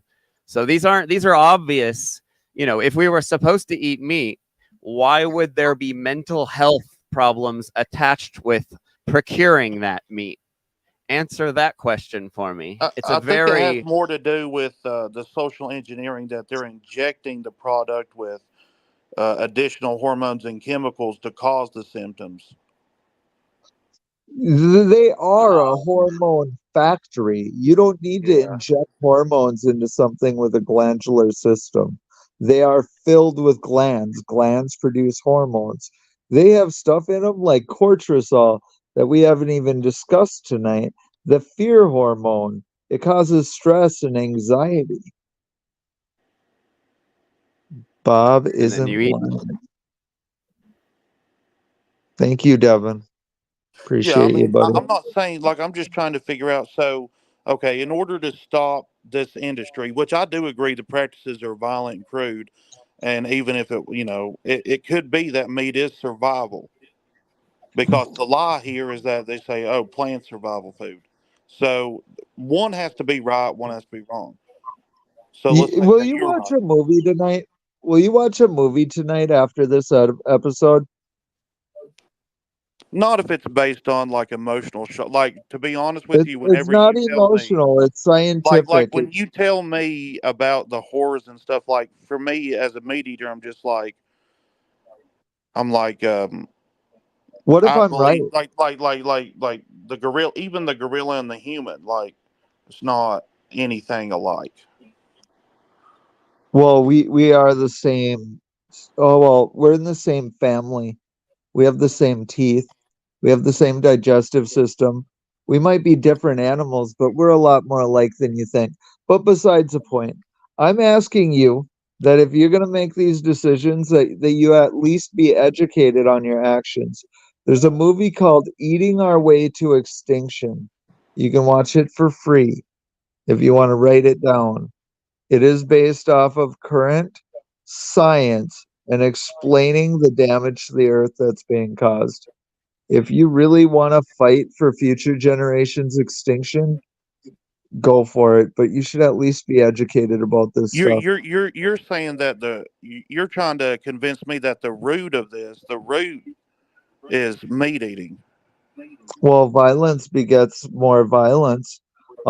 Jeff's not wrong, but I'd take it even a step farther. Like, even if an animal isn't sentient, if it's an animal like clams, for example, I don't think clams are sentient, but we are not designed to eat those clams. And when we eat those clams are no longer in the ocean, cleaning the ocean. When we make negative choices, it affects the environment and other people. We need to think about how our choices affect others. Because if we don't, that makes us a selfish piece of shit. And I just want to wake up tomorrow and be a decent person. You know, I don't want to be part of bad things and evil or violence or support pedophilia and bestiality. I mean, I want to think I'm better than that, you know? So, I mean, you get to make that choice tomorrow. You're you, you know? No, I don't, and I don't think that I will ever believe that carnism is worse than the sex trafficking or the pedophilia. I don't believe that is, or I mean, it's not even a matter of belief. I know it's not as worse as other I things. didn't say it was worse. I said it was the cause. But then again, if it is the cause, doesn't that make it worse? You're literally supporting pedophilia by eating meat. No. You're The causing cause it. is the dark occultists, the social engineers, and And they the do a dark multitude occultists of don't things. do factory farms We're talking feeding about people death. We're talking about not just carnism, Judaism, Catholicism, Islam, Buddhism, all the But religions. who's more at fault? Who's more at fault, the order follower or the order giver? What I'm saying is that okay? So the social engineers, that's the root. They must be eliminated. We have to kill them. And they're socially engineering you to eat a corpse. Wait a minute. Can you answer Allie's question? Who's more responsible, the order giver or the order follower? You should know this question. You should know this answer if you follow. No, definitely the order follower. Okay, well, you were just saying the opposite. No, I'm saying that the social engineers is the root of it. With if you were to say kill a social engineer, they would not be allowed to push. Like they are actively lowering the vibrations on purpose to hurt people. So But if you're but not if you going to have be a able to stop population any that religion is, but how if you have a without first. population that's susceptible to this programming, then if let's say you kill these elites, what's going to prevent another person, stepping into the role of those elites? If you have a population who's not who hasn't deprogrammed The themselves, requirements for fellow freedom is fellow that man. okay. The requirements for freedom is that you have to eliminate these social engineers because if you don't and you don't address them, We have to have discernment. you know what I'm saying? So you're trying to fight against one religion primarily. You need to, instead of not at thinking of all. just one religion, carnism, we're talking about Buddhism, Islam, hit them all. Like we have to hit them all and lump them in the same category. I think those are symptoms of the actual problem. Religion was originally opposed to violence. That Jesus' entire movement was about veganism and not causing violence. It's not the religions that are the problem. Well, it is, but they've been hijacked by the satanic movement. Why do you think No, the they haven't been Vatican is like hijacked. They were chasing the snake? created. The religions were created by them. They created all of them, not hijacked. You cannot be a religionist and be moral. You can't I be a don't know. Buddhist. You can't be a Muslim. You can't be a Catholic. All the religions they created. Do you does that make sense? That's what Mark's saying. I'm actually Catholic, and I mean, I think I'm probably more moral than you. I don't hurt animals. Well, it's not about like you and I. It's about like your Catholicism. So the Vatican owns $18 trillion of wealth. And the Pope says, we will pray for starving children. Well, now you're discussing the church, which is a business that's entirely different than a religion. And the religion that Okay, Jesus you're a created Catholic is telling entirely me, different. you're a Catholic demonizing me for eating meat whenever you support a religion with proven pedophilia in a 40-foot wall with your religion has $18 trillion worth of wealth. Maybe they could buy some chickens and feed some starving kids. I would say, like, at least feed them meat if you can't afford crops. Actually, at the churches in the mornings, they always feed people breakfast of dead animals. Those are churches, and those churches are ran by So people. this is the game here. You're Last going to I looked, defend Catholicism. You're last going to I looked, criticize meat Jesus. eaters. So you're going to criticize meat eaters and defend Catholicism, which is a religion. Okay, you can't do that. I've never known Jesus to touch a kid. That's the act of an individual priest. How are you going to blame the priest for the act of well, how are you going to blame the church? The church doesn't fucking condone it either. Okay, you're not listening. I am listening. You're Judaism blaming is a religion. individuals on an Okay, if you're entire group saying of. carnism is a religion, Hold on, one of you guys I talk at a trust your time. judgment. I've heard it from Mark, and I really do trust your judgment. And I will, I'm still doing my research about it, and I'm having cognitive dissonance myself about it. I know I need to stop, but you seem like you are not having, like, you think that Catholicism is not equally as bad as meat eating. Well, I do not follow the church, I'll tell you that. But I think that actual Catholicism is a belief in peace. I think Jesus was a raw vegan. So I definitely don't follow the church. You hate the church, So but you're you're not a blaming Catholic. religion. Well, I was raised Catholic. I was born and raised Catholic. I Because believe in you're Jesus. ego I identifying. don't You believe in told the me church. that you were a Catholic. Well, I was raised Catholic. I believe in So Jesus. I would identify as Catholic, and that's fine. no, that's not fine. Because you're saying that it's not okay for me to say I'm a meat eater. Well, if it's a religion, like Mark was saying, we need to purge religion. Because No, okay. Catholicism itself, like the real seven deadly sins, like Mark was talking about, how the Catholic Church has perverted that. Have you not watched No, you everything know, bad? Like Mark has just ran the Catholic Church through There's the mud. Catholics on one great work. Mark is, okay with Catholics being on one great work, but Well, I he's want to ran hold them on through with the the mud. hold off on the Catholic thing for a second because we're getting off. So what Mark teaches is to change yourself before outwardly pointing and blaming government. So this whole we need to kill these guys in government before we, I guess, go vegan is kind of this is the excuse we're getting from these Will Kellers and Logan Harts.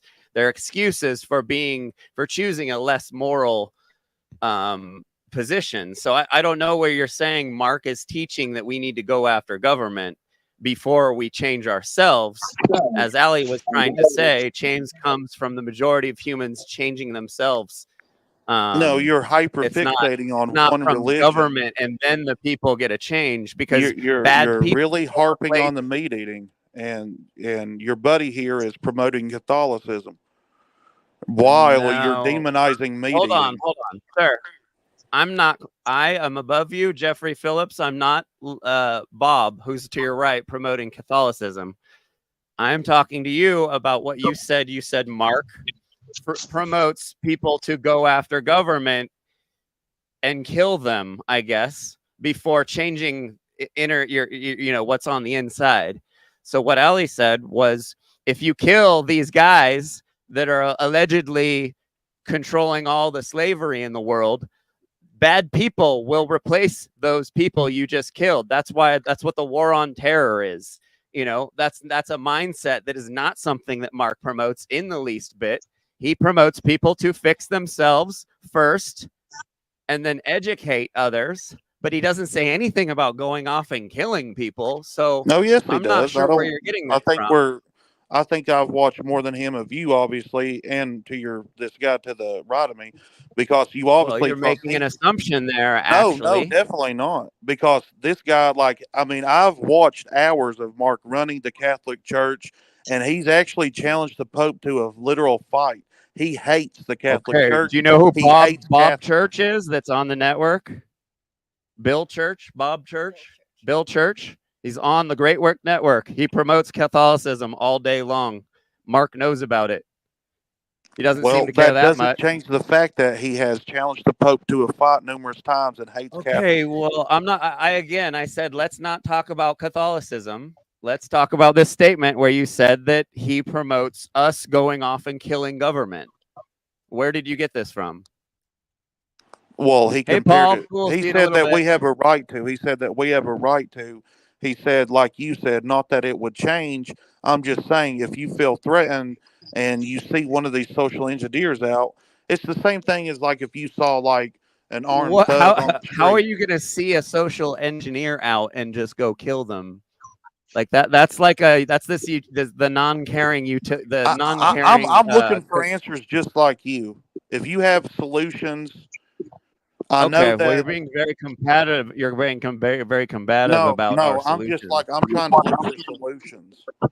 I got It a seems great to me solution for you, brother. A great it seems to solution. me that Larkin and Mark is not on but they work together, so obviously eating meat's not a problem preventing them from working together.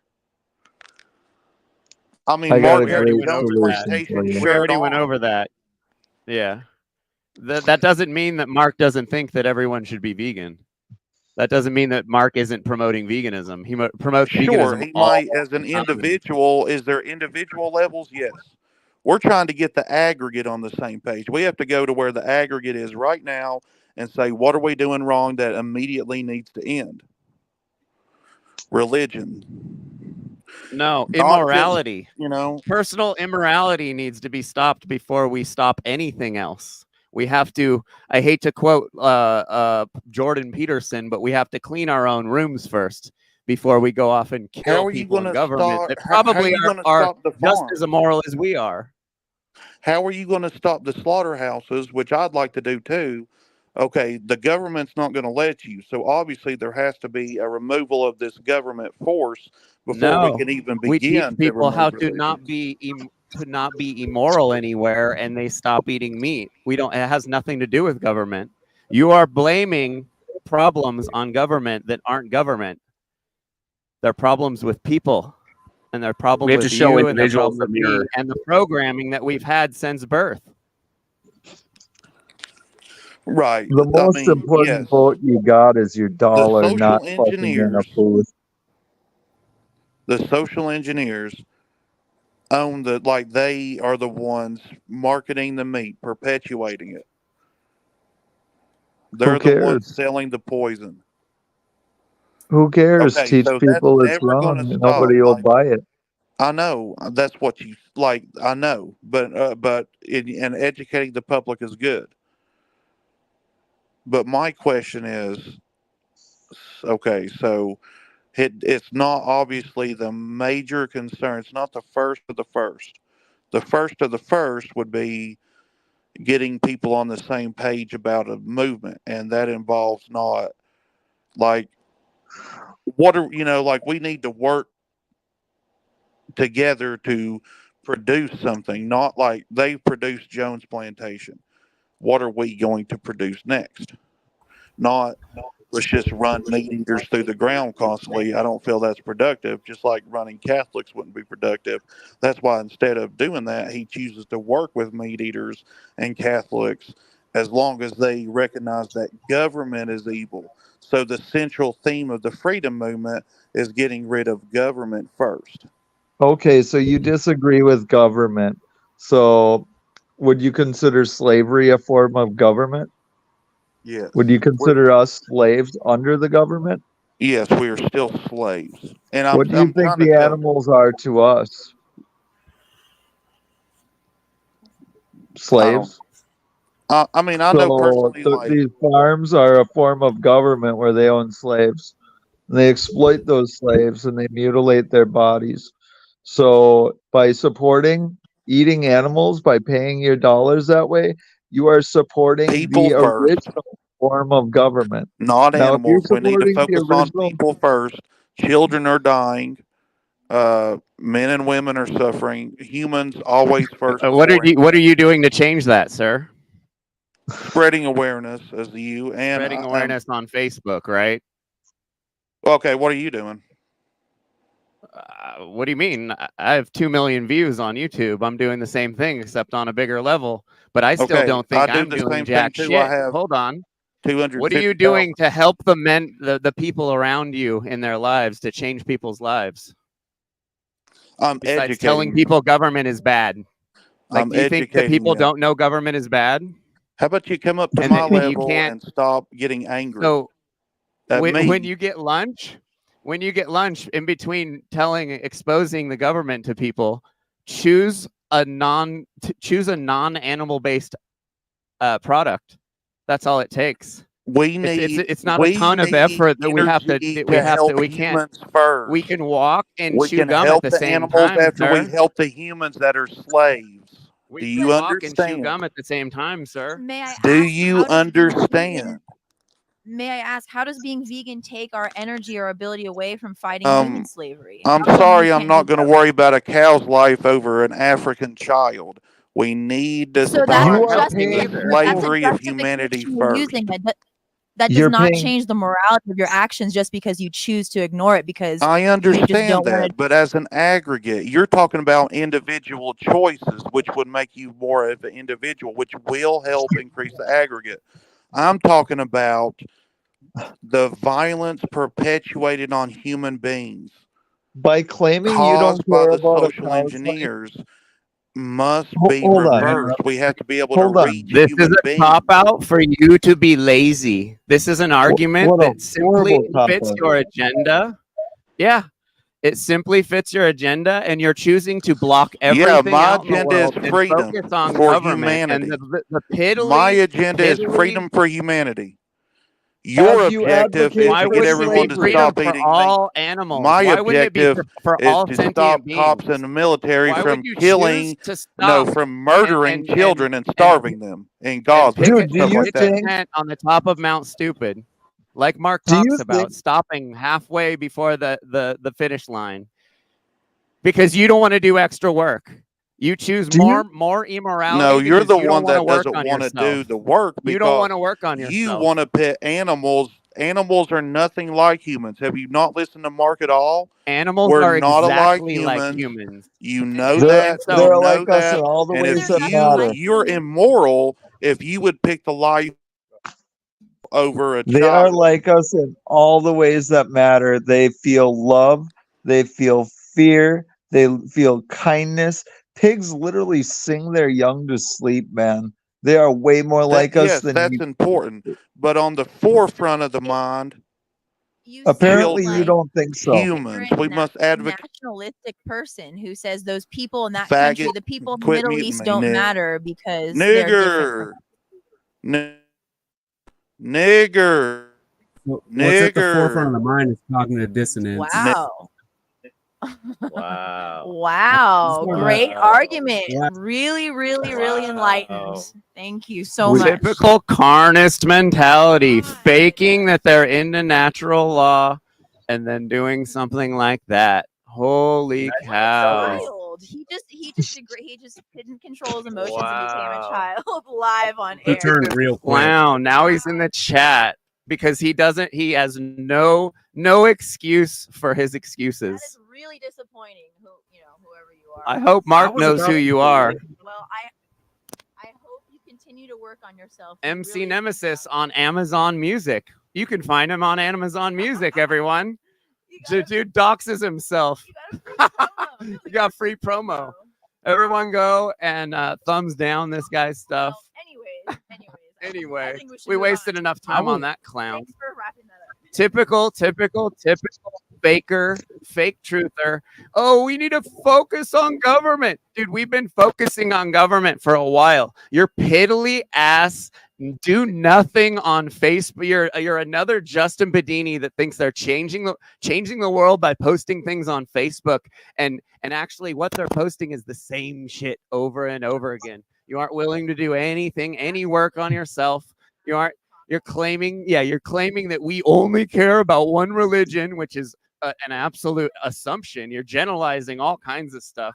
Typical pea-brained. I want to clout by being a part of Mark Passio, but only do his stuff halfway, and then talk against him and what he is all about, because you're lazy slob trash monkey, just like Mark talks about.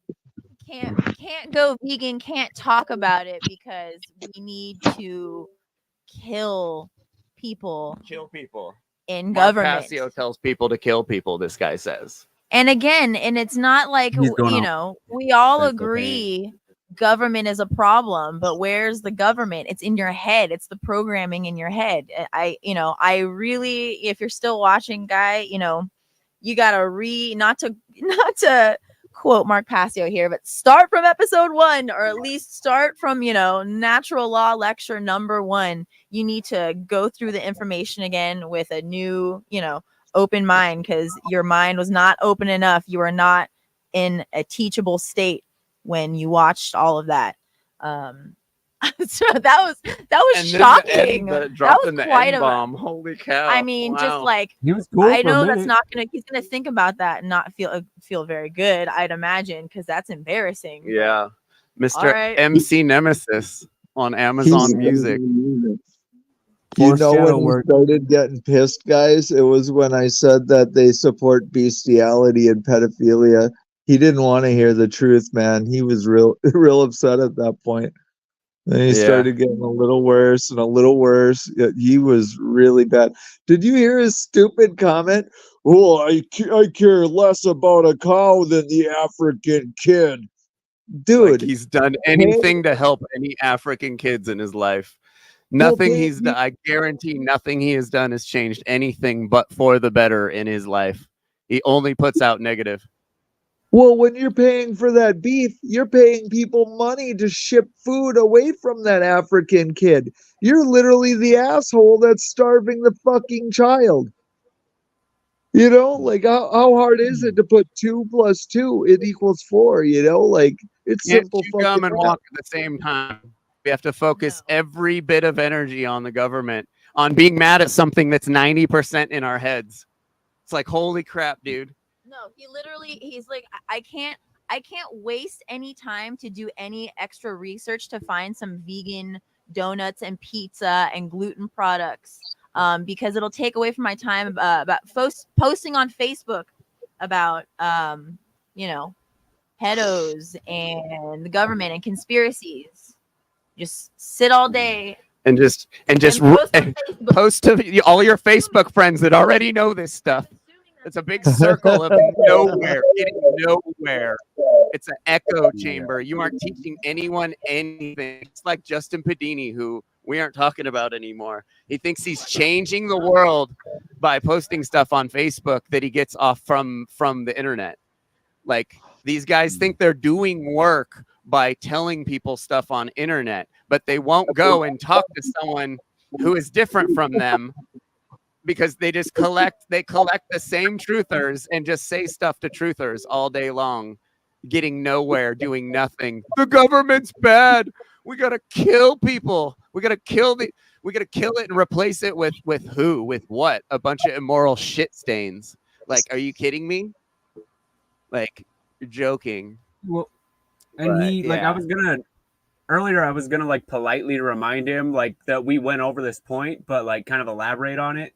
That the original conspiracy that we're all born into is carnism. We're brought up not knowing any better, and we're immediately dulled, we're numbed to the idea of killing an innocent animal for sensory pleasure because we're told to. It's an appeal to tradition. The very first thing that we come out like eating, aside from, you know, when you're breastfeeding or if you're on, you know, some form of formula. But I mean, otherwise, we're not taught to critically even think about what we're eating from the time that we're children. So that's the very first form of indoctrination that we're ever forced into. Like, regardless of your religion, regardless of your family status with government, military, any of that. It's like that's the worst form. I remember my first time feeding my son meat, and he spit it out, and I remember being ashamed of him and thinking, oh no, you know, because I was taught meat is manly, you know, and I was all proud, like I get to feed my boys the meat, you know, like. And I think back about that, and what a fucking douchebag I was to hold those kinds of standards and indoctrinate my kid into that.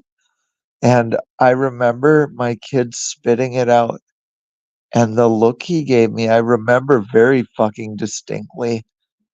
Not only did he spit it out, but he gave me a look like I betrayed him.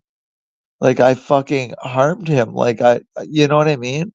Like he trusted me and I shoved a fucking corpse in his mouth. And the look of betrayal was just so clear as day. And here I am ashamed of him. But all those years later, when I figured it out and I remember that look, I realized like he was right. I did betray him. I did fuck him over. Like, what the fuck was I thinking, you know? These carnists, like, and we're all brainwashed into it. It's not even our fault, but at the same time, it is, you know, we're the adults. And as we choose not to learn about what we're doing and we just push what our parents pushed on us, on our kids, it's fucking sad, man. It's fucked up. Yeah, it's pretty pathetic. You know, I remember I took my daughter to a little animal petting zoo thing a long time ago, and I was like, "You want to eat these things?" And she was like, "No, you know, no way!" Like pissed. And then, you know, after coming back from first grade, it's a whole different story. You know, like talk about a cult. You know, at least we're not in a death cult that teaches death to little children.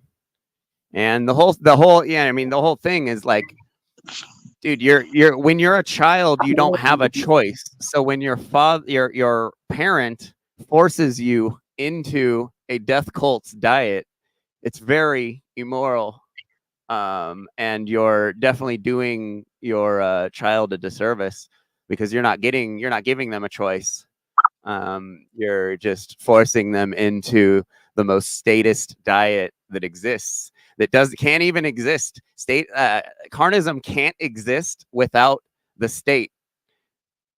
The subsidies pay for the majority of the meat these people eat. At least at the huge scale that it exists now. I Yeah. mean, it would be a very, you know, a very small percentage of the Delicacy. population who are consuming that as a Top regular part dollar. of their diet. Yeah, it would be very, very high priced, and all these carnivore people would vanish from existence because they won't have the money to do it anymore because it'll be too expensive with the subsidies gone.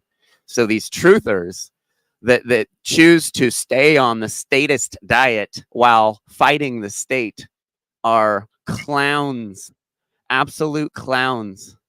MC That's Nemesis. funny. Well, I'm gonna keep eating the I'm gonna be really unhealthy. I'm very unhealthy and overweight. So I'm gonna stay on this unhealthy diet that the state obviously subsidizes and wants me on so I could stay in their pharmaceutical freaking hospital system and die broke from paying, you know, die broke at 60 years old, like all these carnists are doing. Like, Dude, they're I'm just gonna stay on this status diet while I fight statism. Like, where is the like? And I'm gonna claim Mark Passio told me to. Like, holy shit! And I'm gonna name drop Larkin Rose, the biggest clown in the liberty movement. Holy the guy shit! literally has breasts, dude. He Outta has here. little fucking Badass. breasts, and that's the guy's idol. The Yeah. fuck? He'd rather stay fat and a loser than change his life and save his life. He'd rather stay fat and fight fight the state. What's up, Paul? Hi, Jeffrey Sorry. and characters. How's it going, man? How you been? It's going good. Yeah. So, Paul, I hear you're an old school Mark Passio high carb vegan from the old days. Is that true?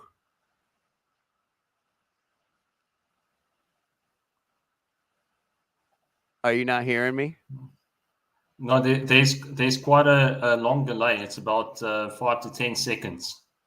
But yes, wow. I started watching Dream Rider back in 2011. So yeah. Hold on. I'm I've gonna been stop vegan you for real many, quick, many Paul. years, right? Paul. So, you're listening to probably YouTube's audio. You want to turn that off and listen to the audio coming through StreamYard, and it will be exact. So, can you turn your YouTube off and watch on the StreamYard? That will help with the delay and any echo. Okay, I've done that. Is that working? Is that better? Okay, let's see. Is there quite an audio delay? Huh.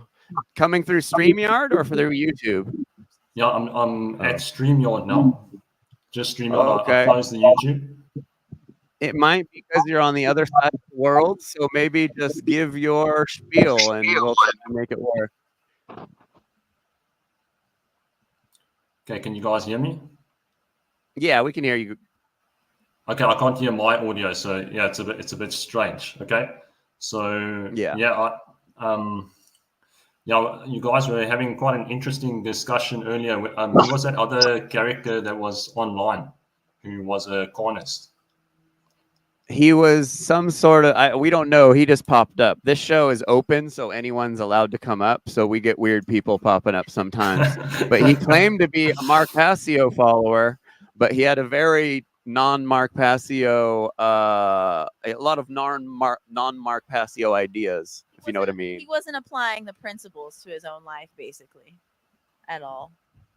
Yeah. Mark Passio also talks about the law of correspondence. I don't know if you guys mentioned that to him. No, I wish you were here. Yeah, and also seeing, it just seems like there's so much division in this community. We can never just get on one page, and it seems like it's a hopeless cause. Eh? There's, like Mark says, there's no movement in the freedom movement. Yeah, I definitely agree. But I don't think it's hopeless. That's for sure. I think it's hopeless. Yeah, I know a lot of people do. Yeah, I find it hard to share your optimism. Okay, now we've got something to debate about. No, I'm just kidding. Just kidding. So you got into Harley back in the day?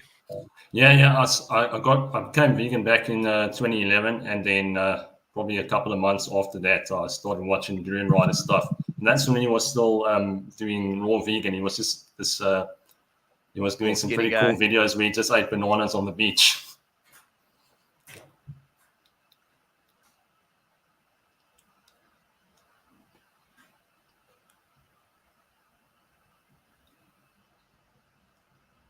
Oops. Oh, Hi. I'm trying to lose this. Oh, here we go. Yes. Stop screen. There we go. Sorry about that. So, yeah. So, and you went to Thailand? Yeah, I went to the festival back in 2016, and 2017 was pretty cool. I also lived there for almost 2 years, so it was fun. But Oh, wow. yeah, wasn't doing the great work at that time. Yeah. What got you into Passio? Well, What got you into Passio? it was actually just quite. It was just random. YouTube algorithm sucked me in. Huh? That's cool. Damn. It was interesting. I noticed there was kind of maybe it was like a few years ago, but a lot of the high carbers from the Durian Rider camp sort of came over to like the Mark Passio teachings and natural law and all this stuff. It was really cool to see, but then it kind of made sense because we've sort of been disillusioned with the system on the obviously on the vegan level, the biggest conspiracy, then on a nutritional level with the sugar conspiracy, and then it's kind of like the next logical step, like for me, for that community to just sort of go along, to see, once they come across those teachings of natural law, it seems like it's easy for those people to accept. Yeah, natural law just it's like the great unifier of everything. The government conspiracy and also veganism. It's makes perfect sense. And I think that's also something that's missing in the animal liberation activism. People never talk about that. They never talk about what rights actually are. Exactly. Yeah. I don't know if you guys have watched some of these videos where they do the street activism. Yeah, we've seen that. And legalize freedom. Is that what's written on your shirt? Oh, yeah. This is an old ass shirt. I've had this shirt a while. So you ride bikes too? Yeah. Yeah. Not as much as I used to, but these days. Same here. Same for all of us. It's too hot right now for sure, but it's been this has been the least amount of riding we've done in a while. Well, sex is a sport too, right? So it keeps you lean. It's true. And so yeah, go ahead. So I'm trying to think. So we were talking about sugar. I have a video we could watch. There's a guy. This isn't like someone I condone listening to for health advice. He's still a statist and a carnist, but it was an interesting video because the guy is brutally honest, more so honest than any carnist I've ever seen. Which one is that? The Great Plan. And Ali sent me this guy's videos the other day. Yeah, there we go. Ali sent me this the other day, and I was like, "Whoa, who is this guy?" Because carbs and sugar. Wrong. It turns out that carbs and sugar can be totally part of a healthy diet, even in really high quantities, as long as you're getting enough protein.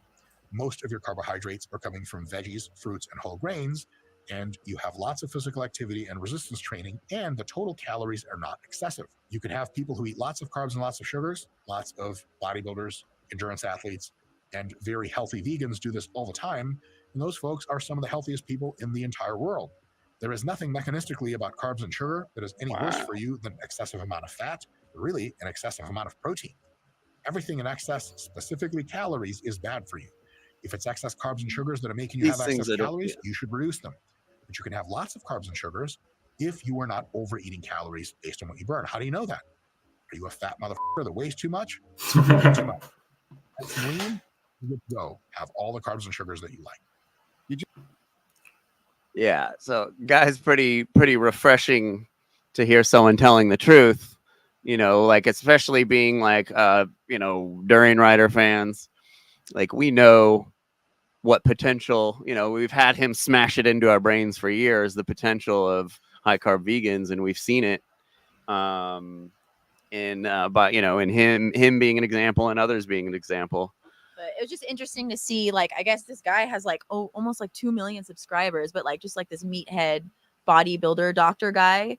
And I saw it in a couple of other videos too. Like he gives a special little nod to like the high carb, high sugar vegans as being some of the healthiest people on earth. So I thought that was pretty cool. But yeah, again, it's just funny to see Harley influence. He does a little critique here of like Rogan. That's pretty funny. Like the guy's really funny. He's Jewish and he makes Jewish jokes like any chance he gets. Yeah. He's pretty funny, dude. Scientists. Those are the guys that are going to tell you, like, these are the foods that are actually good for you. These are the foods that, and almost everyone agrees. Sugar's terrible for you. Okay, I'll just have to come out swinging. Joe Rogan, no offense at all. You're the f***ing man. And my respect for you is at a super massive level. So quiet. Hey folks, Dr. Mike here for RP Strength. I am a longtime professor of sport and exercise science, and a competitive bodybuilder and a competitive Brazilian Jiu-Jitsu grappler. And today I'll be reviewing the pharmaceutical, nutritional, and training approaches of the Mr. Joe Rogan, who is also a Brazilian Jiu-Jitsu practitioner, and I believe is a lot better than I am at it. Though he is not encumbered by the unathletic nature of being Jewish. Yeah, that's right, I said it. I hope we don't get canceled for that. Let's see what Joe Rogan is up to and see if we can't learn some shit. 3, 2, 1, Joe Rogan.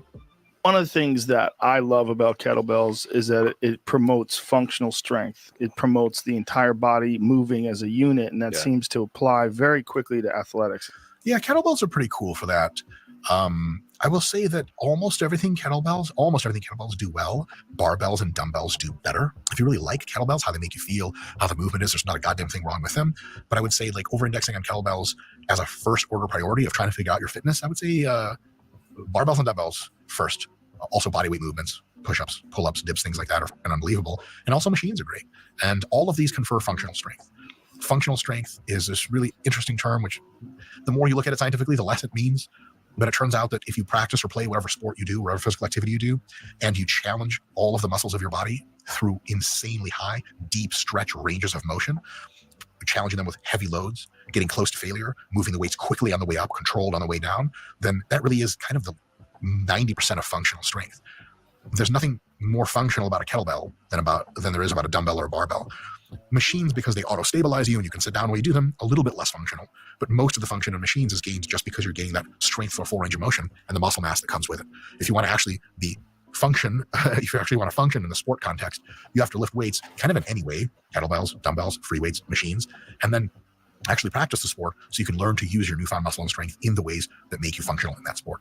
But if you want overall the best functional program and you want it really simple, kind of nothing beats body weight barbells and maybe a dumbbell here or there. Kettlebells are cool, but they're a little bit more of a limited tool. There are many reasons why, but that's one of them. Yeah. And non-glamorous moves like Turkish get up. Yeah, but the testosterone. Hey guys. Hey. What is known for? Face everywhere. Yeah, John Bob. I am gonna dip out. I'm gonna fall asleep on you guys. So peace out, Ciao, guys. JB. Have a good night. Peace. Good talking with you. Have a good night, John Bob. Comedian and actor. Okay. The last video. Oh, I got you. That's right. The last video we reviewed was like the longevity shit, the Brian Johnson longevity video. And then I look at Joey Diaz's face and I'm like, that is not longevity. No offense. No offense. Yeah. All jokes, folks. All jokes here. I gotta get you side on this. Oh yeah, you should. I'm failing all those tests. Yeah, testosterone replacement therapy, hormone replacement therapy. I started doing all that when I was 40. Yeah, it makes a big difference. Makes a big difference. Yeah. TRT is cool. We have a whole video on this channel about should you use TRT? Is TRT right for you? I would highly recommend you watch it because I think it's pretty informative. We try it anyway. But the thing with TRT is that it can be absolutely transformational if you need it. But if you get your test levels back and they're totally normal, you probably don't need it. And one of two things will happen. You'll take it, you'll get all kinds of nasty side effects and waste your money. You'll have to inject yourself all the time for no reason. Or you'll take the TRT and the injections are fine and everything's fine. It's not a bother, but kind of nothing will happen. So why are you taking it? TRT is awesome if you need it. A lot of folks ask me about TRT and I go, okay, so what were your testosterone levels when they were last measured? And they're like, yeah, like, like pretty average. But I'm like, what you mean, but motherfucker? If they're pretty average, bringing them up to average times 2 probably doesn't do a whole lot. If they're very low, bringing them up to average or beyond is going to do wonders for you. And many people hit what's called informally andropause when their natural testosterone production falls off in their late 30s and early 40s and sometimes mid 40s. And so Joe's timing for his TRT is actually quite good. So if you're, really feeling low testosterone symptoms, any time in life is good, fine to get checked for a test. But it's really in your 40s and a little bit beyond that you might start thinking TRT is something to look into, and then you go get that test level checked and talk to your doctor. The key to doing it, though, is to do it correctly. You're supposed to go to a doctor that's going to test your blood levels. Yeah. You really want to know what's good for you and what's bad for you. I always say, listen to jacked scientists. Listen to jacked scientists. Yeah. Thanks, Joe. Those are the guys that are going to tell you, these are the foods that are actually good for you. These are the foods that, and Because almost being jacked everyone equals agrees. you're Sugar's healthy. terrible for you. Okay, I'll just have to come out swinging. Joe Rogan, no offense at all. You're the man, and my respect for you is at a super massive level. How do I say this without coming off cocky? Good. All for jokes. I am almost certainly the most jacked scientist of all the people that Joe Rogan is talking about. I would really like to see who's more jacked than me in that regard. And almost all scientists say that sugar is totally fine, being that it's not bringing in a ton of excess calories, and that's how sugar is bad. And also, if you're eating a ton of processed garbage, it doesn't really matter if it's processed garbage, protein, sugar, or carbohydrate, which is simple sugars, and fats, it's all dog shit. So if you're consuming sugar from relatively healthy sources and it's not in excess calories, the almost unanimous consent in the actual research-based scientific community of people that study this kind of stuff is that sugar is totally fine. So is protein, so is fat. What really matters is having them in moderation, in a balance, and making sure your calories are not excessive so that you're lean and of a body weight that allows you to be healthy. That's really just about, it's just true. That is what it is. And I really am curious to see what jacked scientists he's talking about. Because again, are they that jacked? I don't know what the heck I'm to do with it, but yeah. That's a skill in and of And itself. then you get into the more controversial areas of seed oils. Yeah. I'll just say it right now. Seed oils are not controversial. Seed oils are only controversial in a small niche community of typically extremely right-wing folks that seem to be really upset about seed oils for some reason. Yep. No offense to the right wing. Y'all are great. Don't kill me on the revolution. Seed oils. No controversy.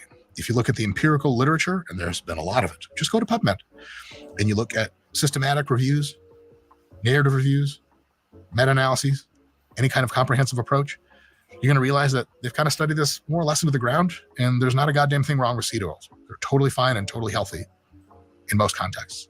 Now, people will say, well, look, McDonald's French fry grease is made of seed oils. Yeah, it is. But it's got a couple other things in there, like trans fats that aren't that great for you. And it's the fact that each thing of fries is 900 calories and you have to have 2 of them because you can't stop eating. That's the bad part, not the seed oils part. Folks, there's still more video to watch and more fun to be had and more things to learn, I hope.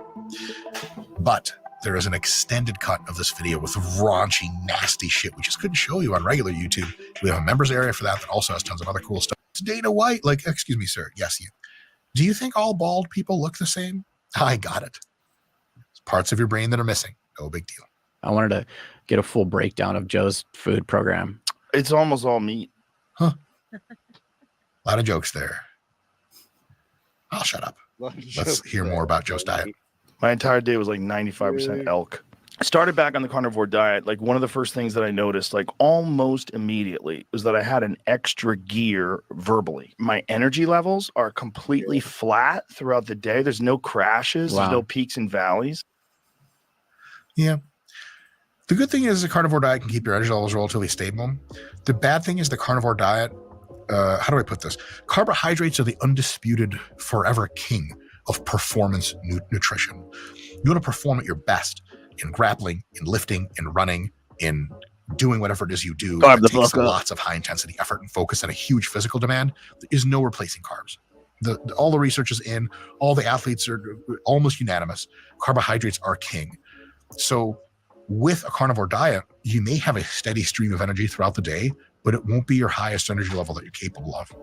Perhaps another approach you guys can try, definitely try that low carb approach. It might work really well for you, but also try to eat regular meals, 4 meals a day, for example.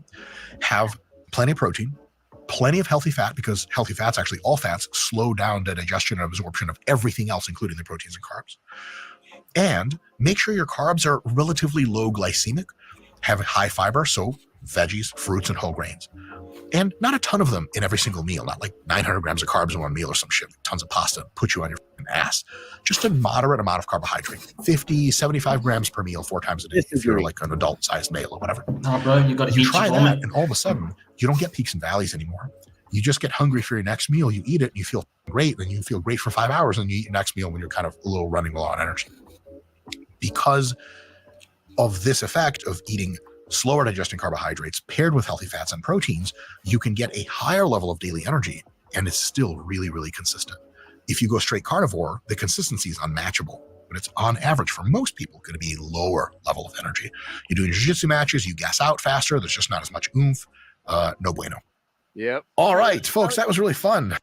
I love how he was like, all right, guys, like even if you're gonna do low carb, just have a little bit of carbs. Just have a little bit of carbs with the day. Like still have them. Like, don't fully agree with the guy, but it's just funny how, you know, he's trying to stick up in there. What's that big climb in Thailand? Like Thailand calm? What is it? Oh, you mean are you talking about Taiwan? I think so. You mean Thailand? That climb The there. Doi? Is that it? Which There's one? like some all day climbing. There's a lot of. There's a bunch of them. Yeah. Yeah. Well, You do a bunch of those climbs out there. The cult favorite. Doi Tape is the cult favorite. Yeah. The one in Chiang Mai. Oh, how much elevation is it? It's about 650, I think.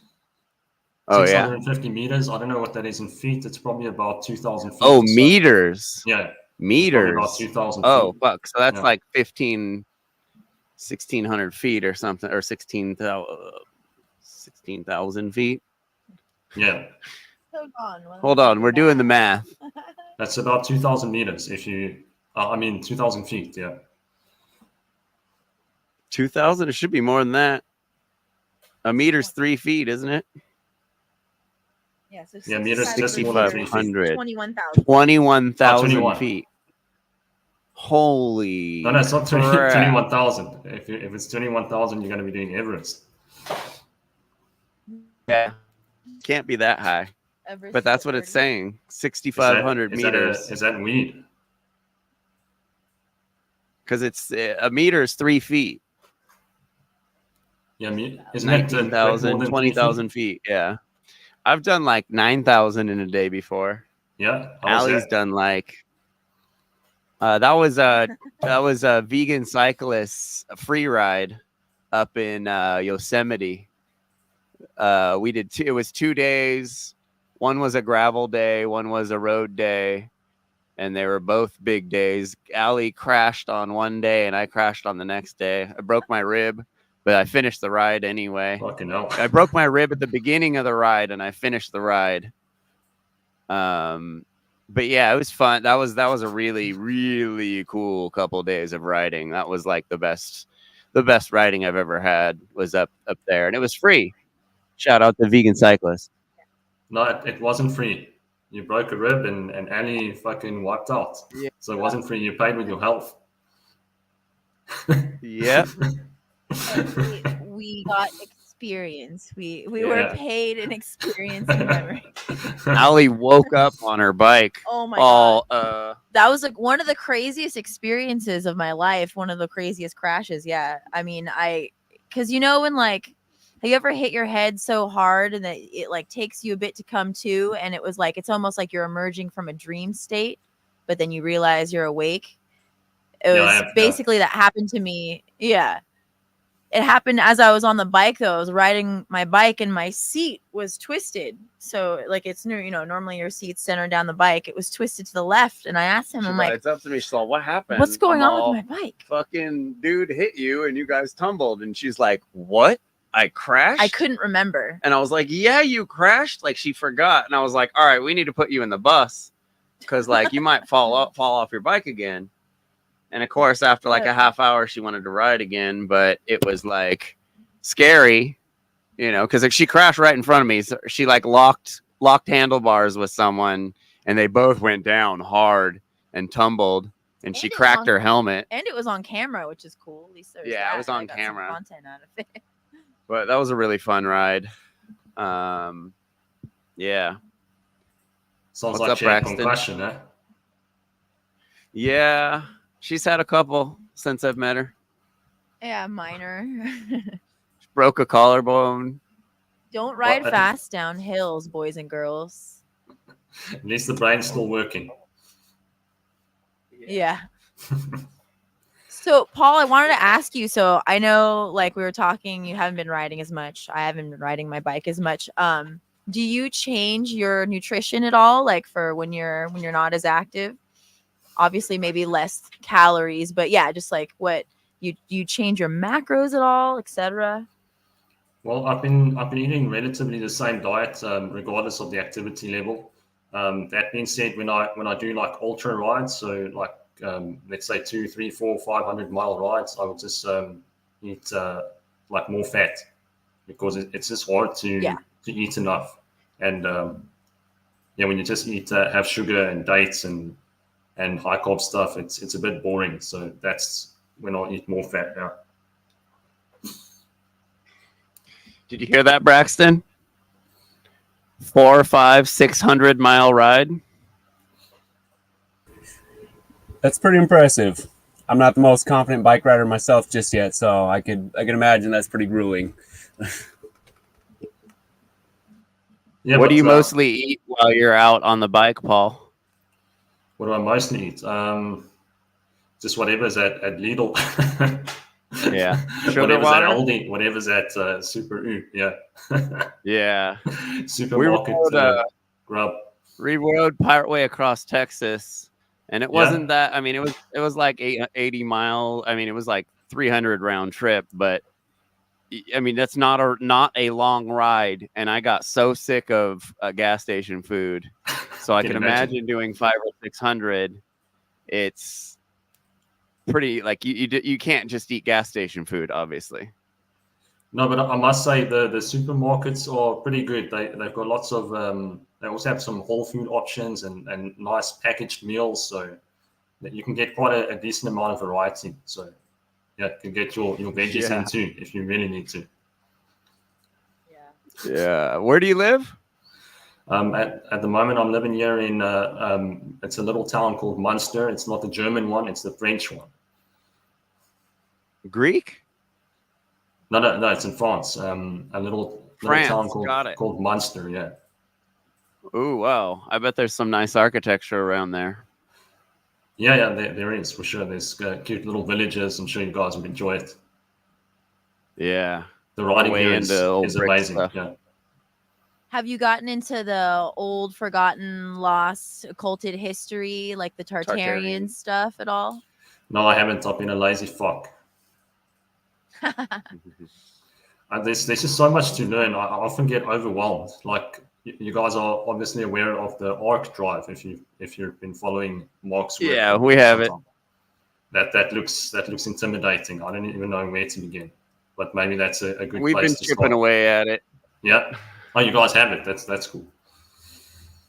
We're kind of, it almost sort of worked out. We've been in a place where the internet hasn't been that great, and so it's kind of in and out. So it's like when the internet goes out, it's nice to have, this whole drive to kind of go to, be like, all right, let's just dive in, start with something, because there's just overwhelming at first, but then it's like, hey, if you have no internet, then you're gonna pick something that's gonna dive in. So yeah, Huge amount of videos to watch offline and very yeah, and it's reminded me, like, there's a couple of videos that I remember were really old YouTube videos that have since been deleted. So the importance of downloading other stuff. Sure. Preventing this loss. Yeah. I couldn't hear you guys so well for the last minute. The audio was the frequency was going a bit low. Oh, really? A Yeah. bit high, yeah. But now it's better. It's back. Yeah. Yeah. So do you know, have you been following, do you follow One Great Work Network or anything like Mark's network? Yeah, I have seen some of the characters on there, and I know there's quite a few corners there, but there's a few vegans there. I don't know if you guys know Nate Cat. Yeah. Yeah, Nate Cat's work is she's in the chat. Yeah, we have there's a bunch of new people where we just got connected with. Jonathan did all the work and added them to the chat for the show, and so we have all the vegans from One Great Work Network there, which is really cool. And we had Harley. Harley was in there today talking. So our chat, I'll add you to it if you're on Facebook, but our Facebook chat is popping right now. No, I'm not on Facebook. I'm living in the Stone Age. Yeah, that's nice. Allie actually Allie got her Facebook page yoinked from her from Facebook. Yeah, I was locked out of my Facebook account that I've had for like over 10 years. But I just put off making a new one basically. But during that time of not having one, it was great. And so just like just today, I was just on there again, and it was just kind of like, oh man, I remember spending so much time in my life here. So it's kind of like it was interesting being Take a couple months off. Yeah, I'm just like not even having one. But it was demotivating for my show, because it's easy to on Facebook and at least have some people watch your shit. But so Allie signed up for Mark's technical seminar that she's starting tomorrow. It's a 6-month seminar. How to become the true media. Yeah. Yeah, I've seen that. So Allie's going to go and change the place from within. I don't know about that, but you guys are already good at creating media, so I was just wondering if it's going to be worth it. Yeah, I don't know. I mean, like, for as far as like the technical skills, like I've gone to school for graphic design. Like it never became my profession. I didn't get super proficient at it, but you're really good there are some things in the curriculum that I do want to learn, and it would be nice to sharpen some skills and kind of update my skill set, because back, I went to graphic design school quite a while ago. It was a long time ago. I'm an old lady now. It was like over 10 years ago. So yeah, it'll be nice, and to just have it, the class being taught by someone who's a natural law practitioner. So anything that goes along with the, the curriculum being in that realm will be appreciated. And yeah, it'll be interesting. And I've been watching Mark and following his work for a long time, and haven't paid a cent this whole decade to the man. So I don't feel too bad making some sort of donation, and then, at least getting a little something out of it. But yeah, actually, I mean, he helped bring me back to veganism as well. That was before, coming to like the high carb stuff. I grew up vegetarian, but then went back to, I was like pescatarian, whatever. But yeah, it was very important me finding his work. But yeah. So, Yes. yeah, I thought you've been vegan for many years and you stayed on the path. So you actually strayed from it and then you came back. Because Mark hasn't Yeah, been well, vegan I was for that long. sorry, say that one more time. Mark hasn't been vegan for that long. It's been since 2018, yeah? Something like that. So that Yeah. was kind of like we were talking about it earlier. That's sort of at least my criticism. He sort of makes excuses and sort of talks about how health-wise you shouldn't transition to veganism too quickly. I know it took him a long time, like you said. I think it was pretty recent. 12 years he was vegetarian. Yeah. And that was a cheese addiction. And I think he Yeah. spoke about it in some of his podcasts from back in the day where he acknowledged it. But that's a major cop out. I think that the health thing, it's like, I understand, up greatly increasing your fiber intake after not eating fiber, let's say, for a long time, maybe could give you, there's certain things, right? But shouldn't take you years. It shouldn't take you more. Do it than- overnight. You No you could do problem. it overnight. I mean, a week though. I mean, just as like a baseline. I don't think anyone It shouldn't take years. compromise their It health. definitely shouldn't take years. And that's been the cop out of everyone in the One Great Work Network that's still carnist. They all say, oh, Mark doesn't really care about that. And he's only been vegan for a couple years. Yeah, There's they all literally these say that. excuses. And he took 12 years to become vegan. So therefore, I have 10 years to do jack shit and be immoral.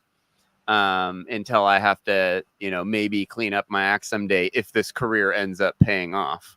Like these guys are, there's several guys on the network that are just like mind-numbingly, annoyingly, just hypocritical, and then they are taking this position of like this very arrogant position of like talking down on people that haven't done the work as if they had done the work, but they're still eating sentient beings. So it's like, and making really bad excuses for it.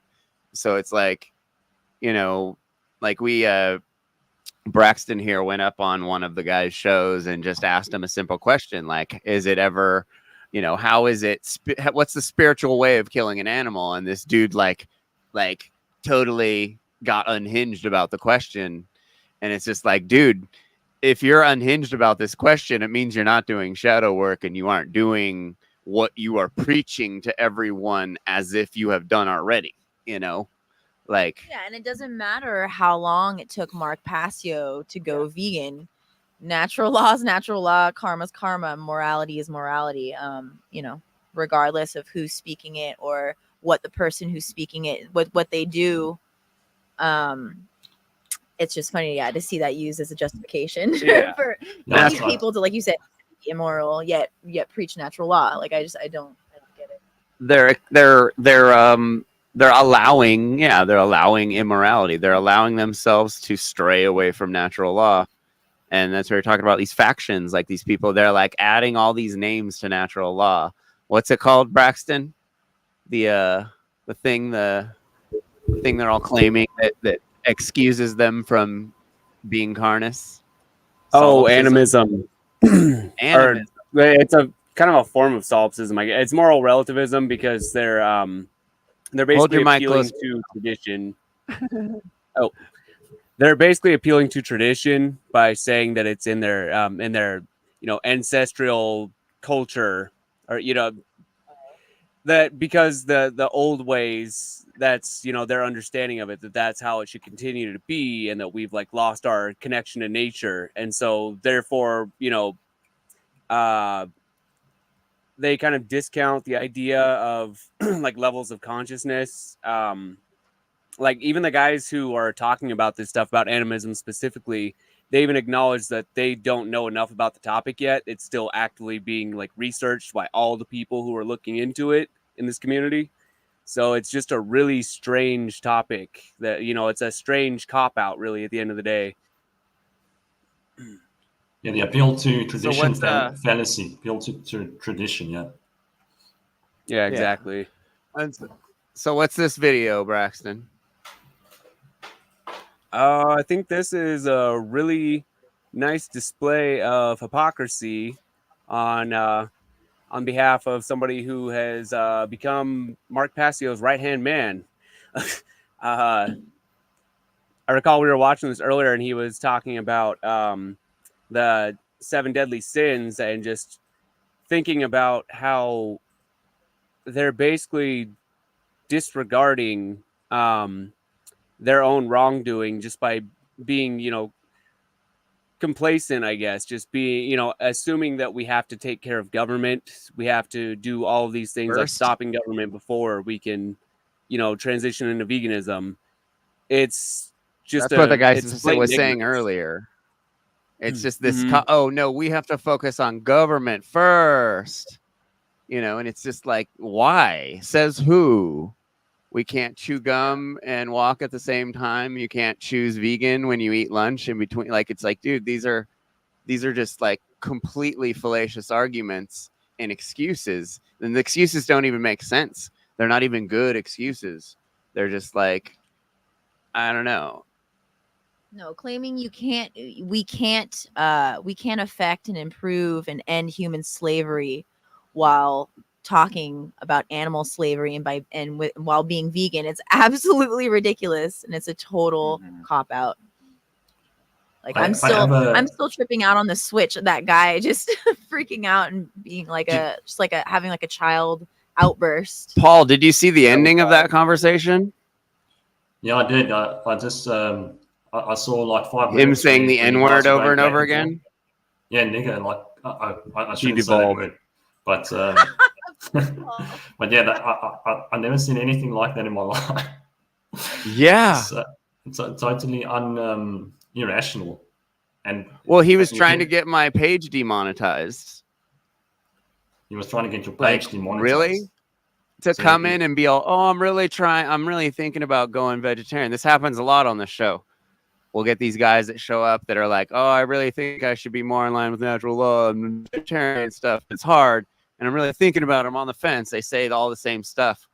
And then but that guy went like full combative. Do you think his intention from the beginning was to do that, to like N-bomb your stream? Or do you think like he just like legitimately lost it? Because he seemed genuinely like open-ish in the beginning, and then he just like something switched. People want to talk to vegans and they want the conversation to go south so they could be like, look at those fucking fuck those vegans. Yeah, no, and he fuck just had a vegans. tantrum It's just an because it wasn't excuse. going his Yeah. way.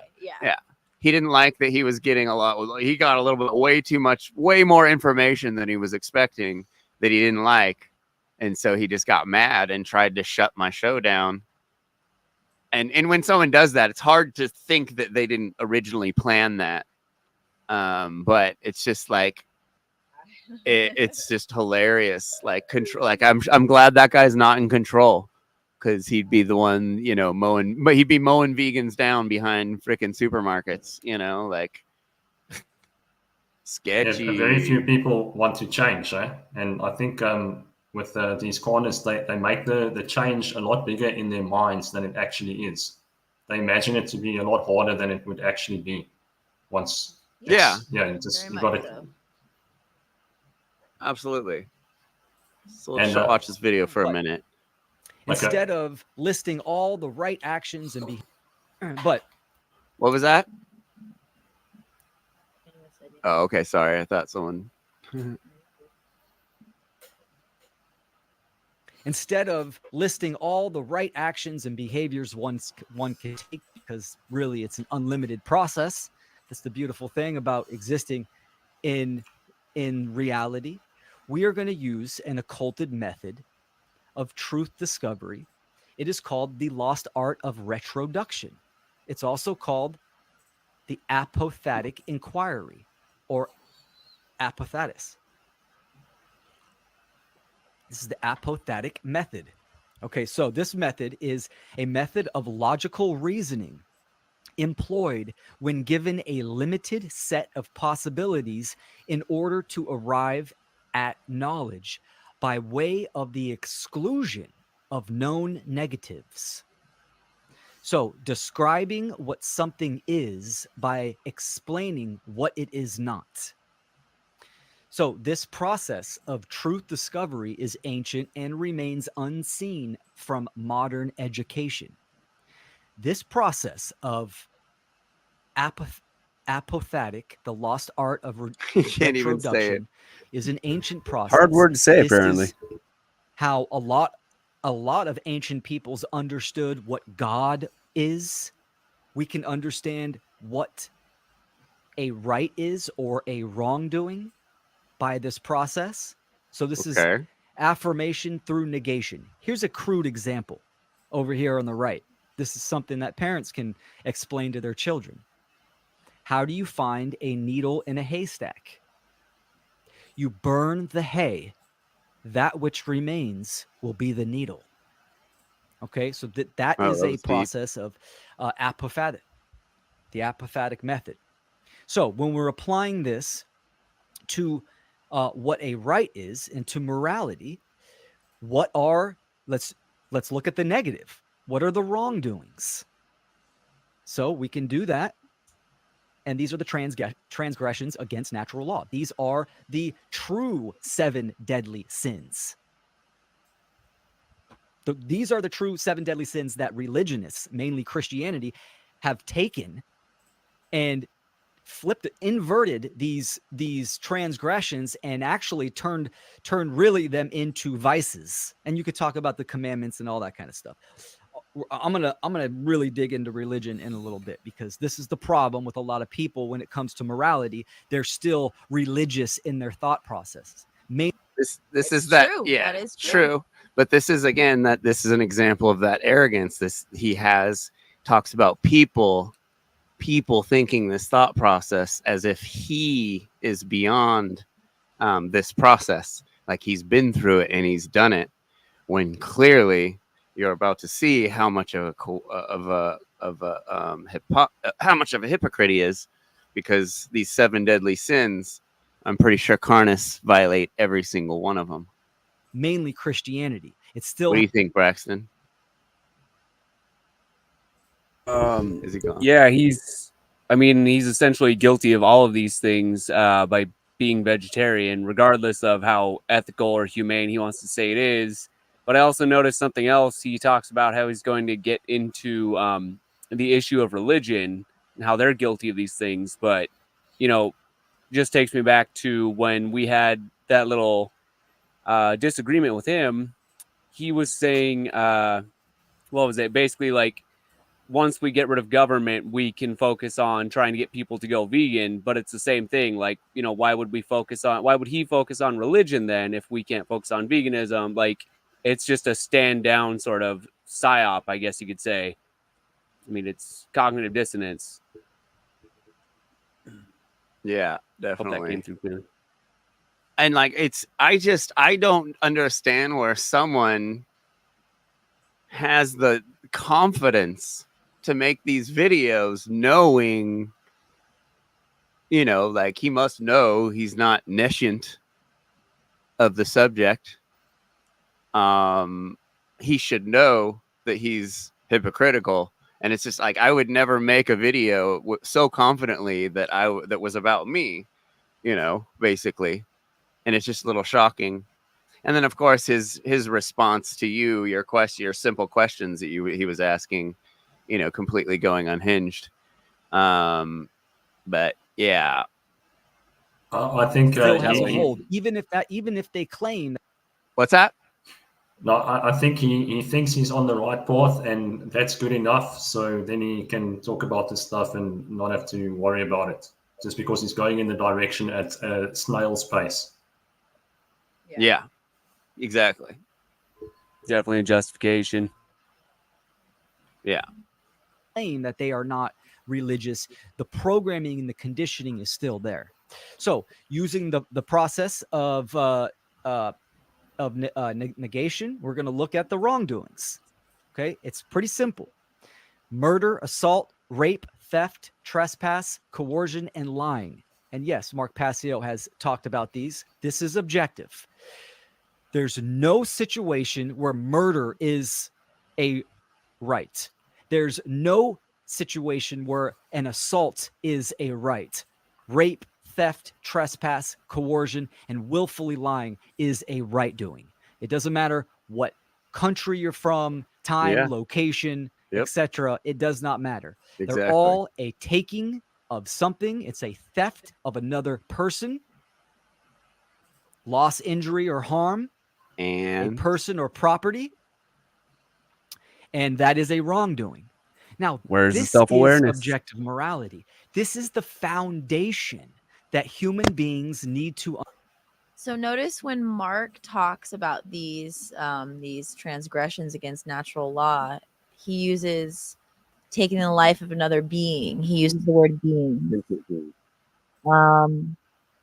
Obviously, Will here, he's using another human, but I think it's important, again, going back to Mark, he just talked about this, Mark talks about this, but there's a reason why the verbiage is important. Beings, other beings. If we want to get into definitions, okay, murder technically is human killing another human. Okay, so then theft, taking property which does not belong to you. An animal's life doesn't belong to you. That's stealing their life from them. So regardless of the Larkin Rose argument against meat is murder, still is a natural law transgression. Sorry guys. Sorry, Carnus. To understand on how to operate in reality. It's so simple, but yet it's so simple, but yet you don't get it. Yet I don't get it. The hard part is coming up. A lot of people agree with this. Murder, assault, rape, theft, trespass, coercion, and lying. Now, here's the problem. Let's take this out. A lot of people can't apply a concept to themselves or to the world. What is going on in the world?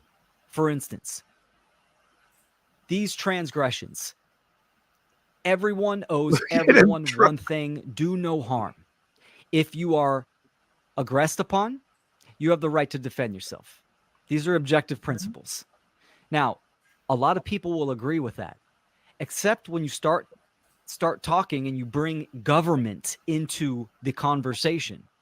Now people start to squirm because government, which I'm going to touch on here in a minute.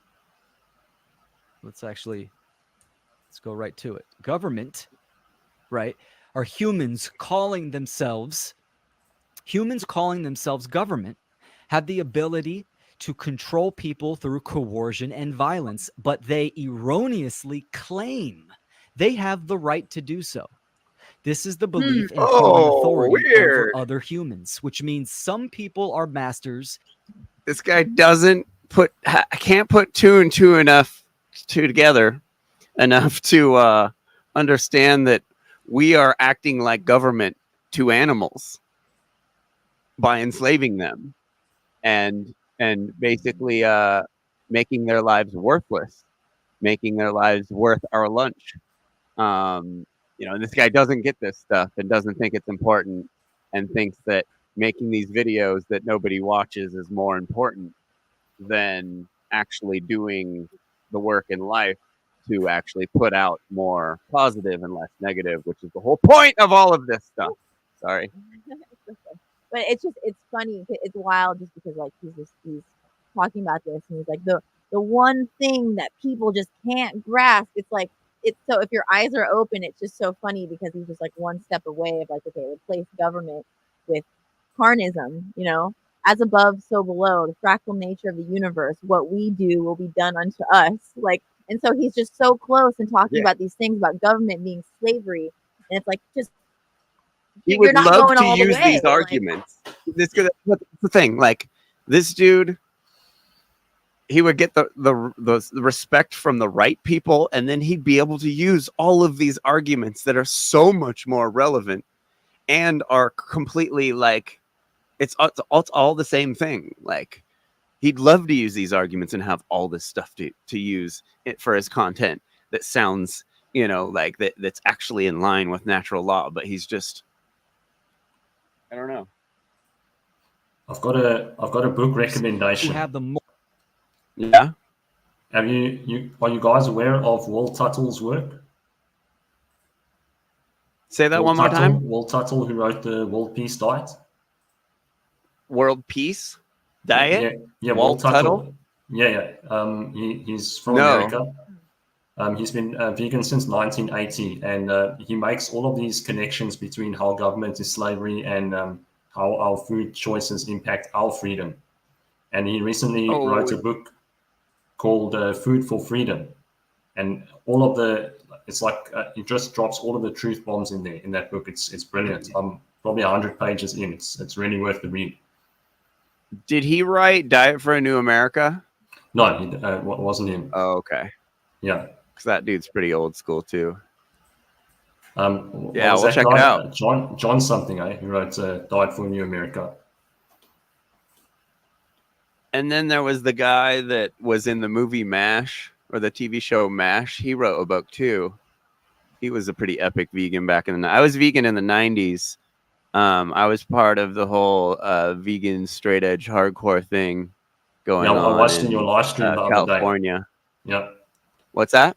I watched that in your live stream the other day, just getting some background info. Oh yeah. Yeah, that's cool. So I was way into that back then, and I fell out. I fell back into carnism once I got to Hollywood and was just kind of like raging.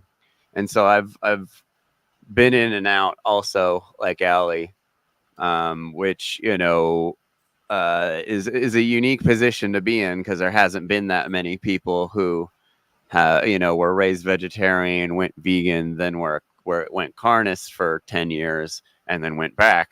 I haven't met many people that have done that. So it's like kind of an interesting experience level to be at, and I don't know, I'm 45 and this girl whipped me into shape pretty quick. And, right. The cycling's pretty epic though. It definitely gets you in shape. We're trying to get Braxton riding. What's stopping him? But it's like 110 right now. It's really hot. It's very hot. It's very hot where we're at. I think this is where the David Goggins videos can help. Harden the fuck up, mate. Come on. Why are you out here? Hey, David, why are you out here, man? Because you're not.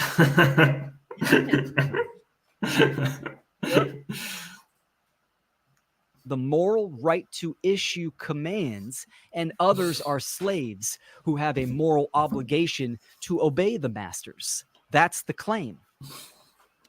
So the belief in human authority is a dogmatic, religious, illusory mental concept that has been programmed and conditioned into the minds of humanity for eons. The majority of people in the world support, condone, worship this belief system, which is the supporting and condoning of slavery. So people have this hard time understanding that government is not an entity.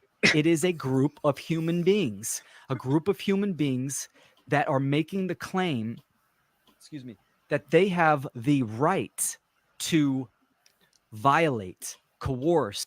As do Carnus. Like, how is he not? They have the right to violate other beings' life. Property. How is this not connecting? Like, it's mind-boggling. And why do these guys always have to wear black button-up shirts and have big beards and wear pentacle necklaces? Like this. Like, who was the first guy that did that? I always say it's just a form of cosplay, and I get it. Cosplay is fun, but it's just like, we're talking about serious stuff. Like, you don't have to you don't have to be all like cool and goth. Like, I mean, it's cool. Like, wear it you want to wear it. It's just funny. Yeah, it's like the pattern recognition, right? Yeah, like, it's just definitely like a look that is adopted once you start talking about certain subjects. It's just like, it's hard not to be affected in a cringe way. It's Sorry, guys. Like, The more occult guys I'm around, I'm like, wait, why do these guys all dress the same? They all have giant egos, and they all want you to listen to them really bad. It's really funny, and they all seem like they're full of shit. You know, Ultimately, all you're seems just coming fair. between people and their addictions, and they just don't want to give up the addiction. Yeah, true. definitely. Force and violate others, transgress upon others. That they, a group of human beings that are making the claim, that they have the right to violate, You had to look away not to laugh. coerce, and violate others, transgress upon others. Which this is a false claim. Absolutely. Yes, exactly. Absolutely. This is why government is eternally slavery, because This is why carnism is slavery. cannot make a wrongdoing a right. Correct. Exactly. Yes, Will. Yes. You can't give someone you yourself do not have. Mr. Peanut Butter. You cannot give a right to someone that you yourself do not have. If you can't steal from your neighbor, how could someone named Mr. Peanut Butter be anti-vegan? How is this possible? Yeah, I don't know. This guy's rap name is Mr. Peanut Butter, but he's anti-vegan. He's named after a legume, really a very peaceful legume. Yeah, exactly. Will, you should get back into rapping, dude. We really like your stuff. We're very serious. But you know, this teaching people stuff thing, maybe not so much. But definitely get back into rapping. We've watched his rap videos like more than anyone has in years this week. I mean, we all know that we all wake up in the morning hearing his song. He's a very talented guy. He does crunk style hip hop, and he's very good at it. And I guess he changed his calling, but we think he should get back into the rap stuff. It's really good. Coming from someone who was a professional artist, musician, you know, and someone who was a manager, you should get back into it, man. Good. We'll back you up. Neighbor, you can't abdicate that right magically to a group of people saying they can steal from my neighbor. Oh, yeah? Not in reality, the realm of the real, in truth. It is only a mental, fictitious concept in the mind of a sick individual that's living in a fantasy world. So this is the problem. I mean, so when we look at the world and we understand that governments... Braxton gets the comment of the night that's not race lever, because race lever, every comment of race levers is the comment of the night.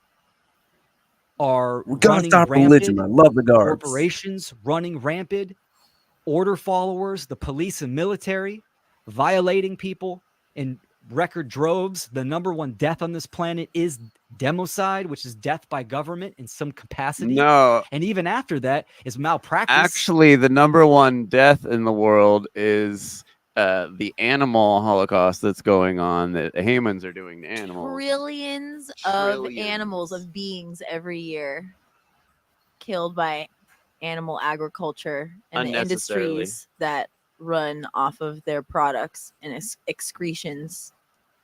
But that doesn't count Crazy. because they're not even considered victims. Right. These guys think their lunch is worth more than a sentient being. And as Will was telling us earlier, doesn't matter how many people say that is correct or that it's not immoral. It doesn't change natural law, and it doesn't change it being immoral and it being theft. Natural law does not care about your feelings. Nope. Does not care whether you believe in it or not. It just does, and it's going to steamroll you and steamroll the rest of us if you don't work on it. This death by ignorant doctors, which is still the belief in human authority. The belief in human authority, putting someone up on a pedestal saying they are the authority. The belief in human authority over animals. Holy crap, bro. Come on, you're so close. Join us. Join us, Will. Join the light side, man. Join the light cult. We're demanding appeasement, Will. They are the author We of won't stop. me or other individuals, right? This is what authority means: to author, to own, to possess, have ownership of. So doesn't matter if it's in a police uniform, camouflage, a doctor's lab coat, right? It does not matter. In nature, Farmer's outfit. Or a farmer's outfit, or a nun's outfit, or whatever he's wearing right now. A preacher's collared. Like, this is what, like, that's what's it called? Stolen valor. Like, a real preacher should walk in and start yelling at him. Being like, what are you doing trying to look like someone of authority when you clearly don't know the basics to natural law? you're in the realm of the real. A right is a right, a wrong is a wrong. Doesn't matter who you are or where you're at. Correct. Will, correct. Doesn't matter what species you are. All sentient beings have a right to their property and their life. And you don't get to just violate that because you've decided you want to. Whether it's your wild chickens in your backyard, or the butter you buy, or the dairy, it's all the same. It's all part of the same immoral system. And unless you're completely speaking out against it, then you're supporting it. Oh, that was it. Cool. Okay. So yeah, pretty wild. Mental gymnastics. Like, it's almost like you could watch him there, like kind of like stumbling and like hesitating because he knew he was so full of shit. Because he's heard Mark say everything. You know, he's allegedly been through all the courses and watched all the seminars and watched all the everything. And if he did, he knows he's full of shit. So he's knowing he's full of shit when he's teaching these things. He's just like, oh, it's okay. I just don't have to do it right now. I can be immoral longer because Mark took a long time. The end. That's literally his excuse. All these guys' excuse. Mark took a long time to be vegan. Therefore, I don't have to take it serious. Or he hasn't been vegan that long. Therefore, I don't have to. Like, it's just the mental gymnastics. He's friends with Larkin Rose, who talks shit about vegans. So Therefore, he doesn't care about it. It's okay that I. And veganism doesn't matter and isn't a part of natural law because Larkin Rose is friends with. They work together. They're in the same room together occasionally. Therefore, everyone should eat animals. Like, what is the what? What? Literally, what they're saying. Yeah, like, it's wild. And then the plant sentience thing, like, everyone just hide behind this plant sentience argument, and it's like, okay, well, if plants are sentient, if let's just say they are, which they aren't.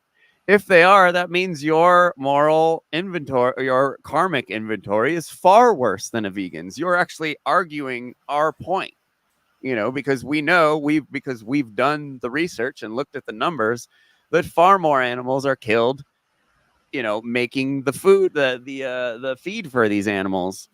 More plants die for a cow. Millions of calories, plant calories, millions upon millions of plant calories go into a cow at a loss, where we only get so many calories, but we put millions and millions over the amount of calories into that cow to exist.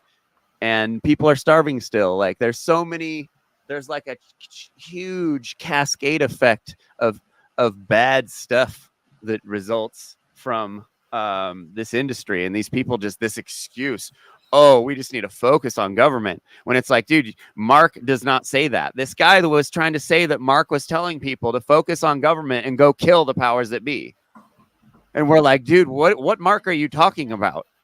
Because are you talking about some other Mark? Because Mark talks about doing inner work before doing anything, you know, like.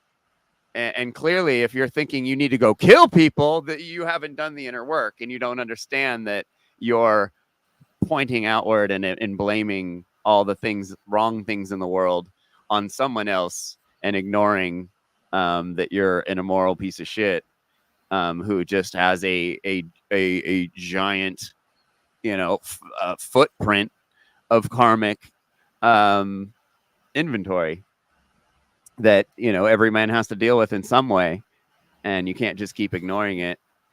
So it's wild to hear these different takes from these different Mark Passio people. Because it's like you got people that are just completely get it, and then you got people completely on the other side where it's like even Will kind of gets it, but the guy Mr. N-word from earlier, like he claimed he got it, but then you saw what he did, like just because my voice was getting a little louder when I was talking to him, and he didn't like what he was hearing, like. Don't you watch Mark Passio? Like, like the dude's pretty abrasive. You can't handle it. Like you talk like, you haven't been watching this guy do this stuff. What are you, a damn snowflake? Jesus melting Christ. snowflakes. Come on. What are you, a lib? Like lib tactics with these people, Yeah, Mark is 10 times more abrasive than you are. Yeah, seriously. Who?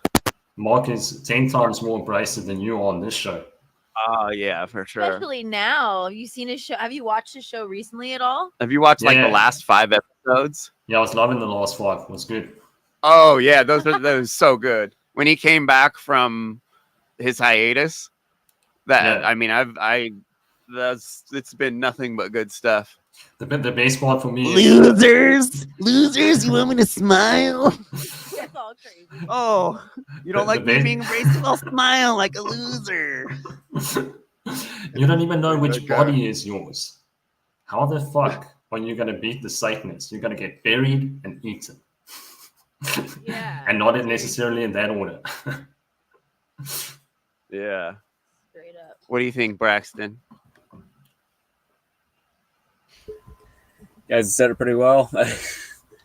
I'm trying to keep up. I got my little spotty connection, but overall, yeah, I mean, it's just an insane amount of hypocrisy. It's just leading these people, like any sort of following that these guys have, they're leading them astray and telling them to just brush over all of these, ethical inconsistencies just because one person said or one person's journey went this way. It's just completely fallacious. There's no rhyme or reason to it at the end of the day. Yeah. What do you think it's going to take to get this dude to use his head?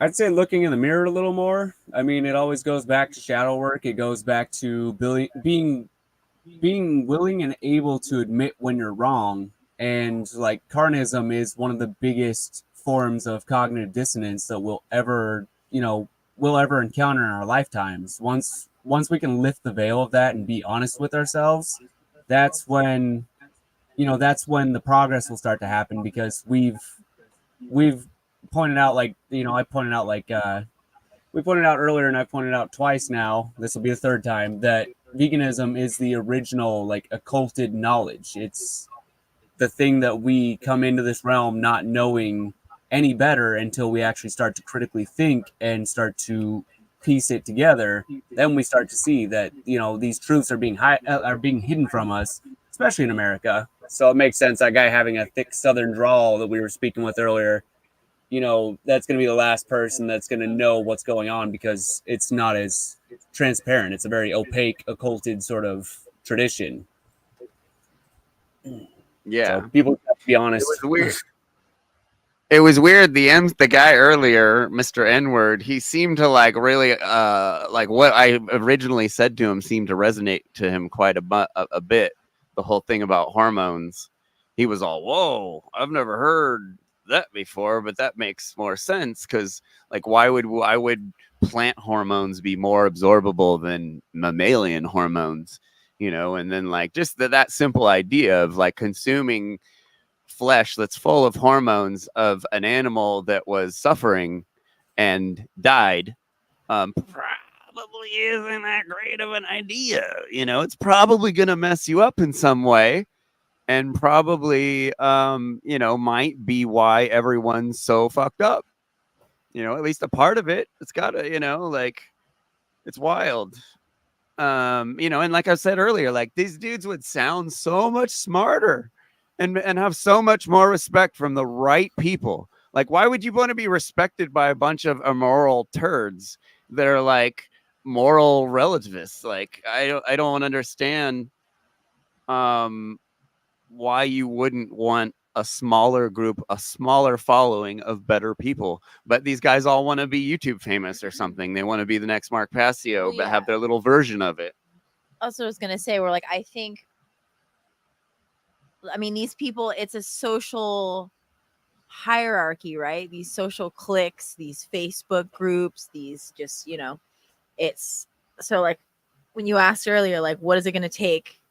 Or let's say someone like Will, I think unfortunately it's kind of, it's for those types of people, it takes enough social pressure from people around them, and from whoever they're attracted to, whether it's men or women, you know what I mean? Like, it has to be, it's kind of like the idea of the NPC, right? Like, there's a certain percentage, there's a theory that there's like a certain percentage of like the people in the population are sort of like NPCs. And I mean, we have some experiments that kind of point towards this, but there needs to be a certain number of people around them doing a certain thing in order for them to consider doing it or change or improving, etc. So for someone like Will, unfortunately, I think it's going to be changing enough people's minds around him to where the social atmosphere is like, he has to change in order to continue to be accepted. You Like, know, he's not going to find it on and his own. He's going to have to fit in. Which yeah, I don't even think he's vegetarian. I think he's saying he's vegetarian just to fit in, just so he doesn't look like a complete, like he's I'm just kind of a little bit of a carnist. Like this whole like, oh, I'm just a little carnist thing. Like it's just I just I don't buy it. The way he reacts to questions from Braxton and Devin and stuff, like they ask very good questions, and these dudes just get triggered. And it's like, why are you getting triggered if you think that your stuff is so good? And then they're like, I don't know. We had our last show, we went over them talking about us and our show and how we're just talking shit and we're not doing any work and just like all this stuff. Just this coping, like these like these it's so polarized. No one should be vegan because it's polarizing. Like just these dumb arguments. You should eat meat because it's a polarizing subject. No one should be vegan because it's polarized. Like, what do you even like? Well, that we shouldn't focus on it first and foremost. But yeah, what's that? His argument is that we shouldn't. His argument is that we shouldn't focus on it first and foremost, but it's kind of in that same vein. I mean, it's pushing people away from looking into that further. Oh, you know, when okay, then if we aren't going to do it first, what's your plan? When are we going to go vegan then? A year? 10 years? 20? What's the plan? If it's not first, what has to happen? when we kill the people in the everyone government, in the when government we kill the and elites, then we can go vegan. Then it gets replaced with more immoral people over and over and over again until the world explodes. Like, you know, it's just not. Yeah, well, it's not going to end well. Will Tuttle actually said something interesting regarding this when it comes to the attitudes that people have when they want to continue to dominate and exploit animals. He says the reason why we're also enslaved is because when we enslave animals, we have the same mindset of domination and exploitation, and that carries over to humans. Yeah. So that's also in a way how the law of correspondence works. Exactly. I mean, not everyone who does it is like evil, but there's always going to be a small percentage of people that are psycho and who also want to dominate. Yeah. Yeah. And on that note, thanks for showing up tonight, man. We show up. We hang out every week. If you ever want to come back. Yeah. Thanks for having me. And yeah. And yeah. keep up the good work, man. Keep It's fighting the good keep fight. fighting the good fight. No, I'm not doing much work, bro. I'm not doing much work. It's okay. Just I'm just trying. keeping it going is doing work in a way. Everyone, we all have peaks and valleys at how much work we could do at any one time. Sometimes it's just not easy to do work, but keeping the message going, keeping keeping true to your principles and living is in definitely alignment still with it working. yourself. Yeah, sure. And showing up on podcasts and talking about stuff like this is if everybody was doing as little as you, we'd be in way better shape. I mean, that's what it's all about. That's what this is all about. But thanks for coming, man. Hopefully see you soon. I'll see you next month, Braxton. Long time no see, Braxton. Next week we'll be on again. Allie's going to be probably doing more content. She's going to have her show soon. Her channel is called Light Occult Revival. Light Occult Revival. Also at Ali Foosh on YouTube and Facebook. She's back and on Facebook. yeah, Ali Foosh on Facebook as well. And she's going to be doing the Mark Passio seminar and probably doing updates and stuff about that maybe along the way. So check out her Lots of Facebook cool stuff to come. and YouTube. And Paul, do you have anything you want to pitch? Plug. I just want to say that I like the show. It's unique. Calling people out and having these debates. I don't know if I can do debates like you can. It seems like quite a big step, but yeah, it's cool to see that there are people who like it. It's like you're getting in the ring and you're just going for it. It's cool. Yeah. Well, that's what needs to happen. A lot of people are scared of debates because that's where we find stuff out, and that's where we find out who's lying, So it's like a lot of people don't want to be scrutinized that closely. They, all these guys, they just want to make their videos and they want the people to be like, oh, you're great, and like that's what we see in these comments. And these guys are just putting out this like mediocre content all day and not actually living the principles. And that's all they care about is they're getting bigger, and they don't the message is not there, and it just falls flat. Like when watching Mark's stuff and then watching like these guys' stuff, it's just like like it's falling flat. And you're supposed to be the guys that are the leaders, so I understand why Mark's so upset and so grumpy. I'd be grumpy too. I'm a pretty grumpy guy. Standard. Yeah, and that's the thing. Like that's what he was saying in those last couple episodes. He's like, you guys should know better by now. Why is there only a few of us? And it's like we know what he was talking about, but all the carnists are like, no, he's talking about you vegans focusing on veganism, and it's like, that's not what he's saying, you tools. He's saying you haven't done anything with your life. You aren't doing any work. You're not doing anything positive, which is almost most of the people you'll come across these days. But yeah, anyway, yeah, we're trying to be unique up here. We're trying to be a bastion for the other vegan, natural law anarchists that are around, whatever you want to. That's not like a faction. Natural law anarchists are vegan. Veganism is the natural state of, anarchy, and veganism is the natural state of the world. Of humans. So, it's not a faction when we say vegan, anarchist, natural law anarchist.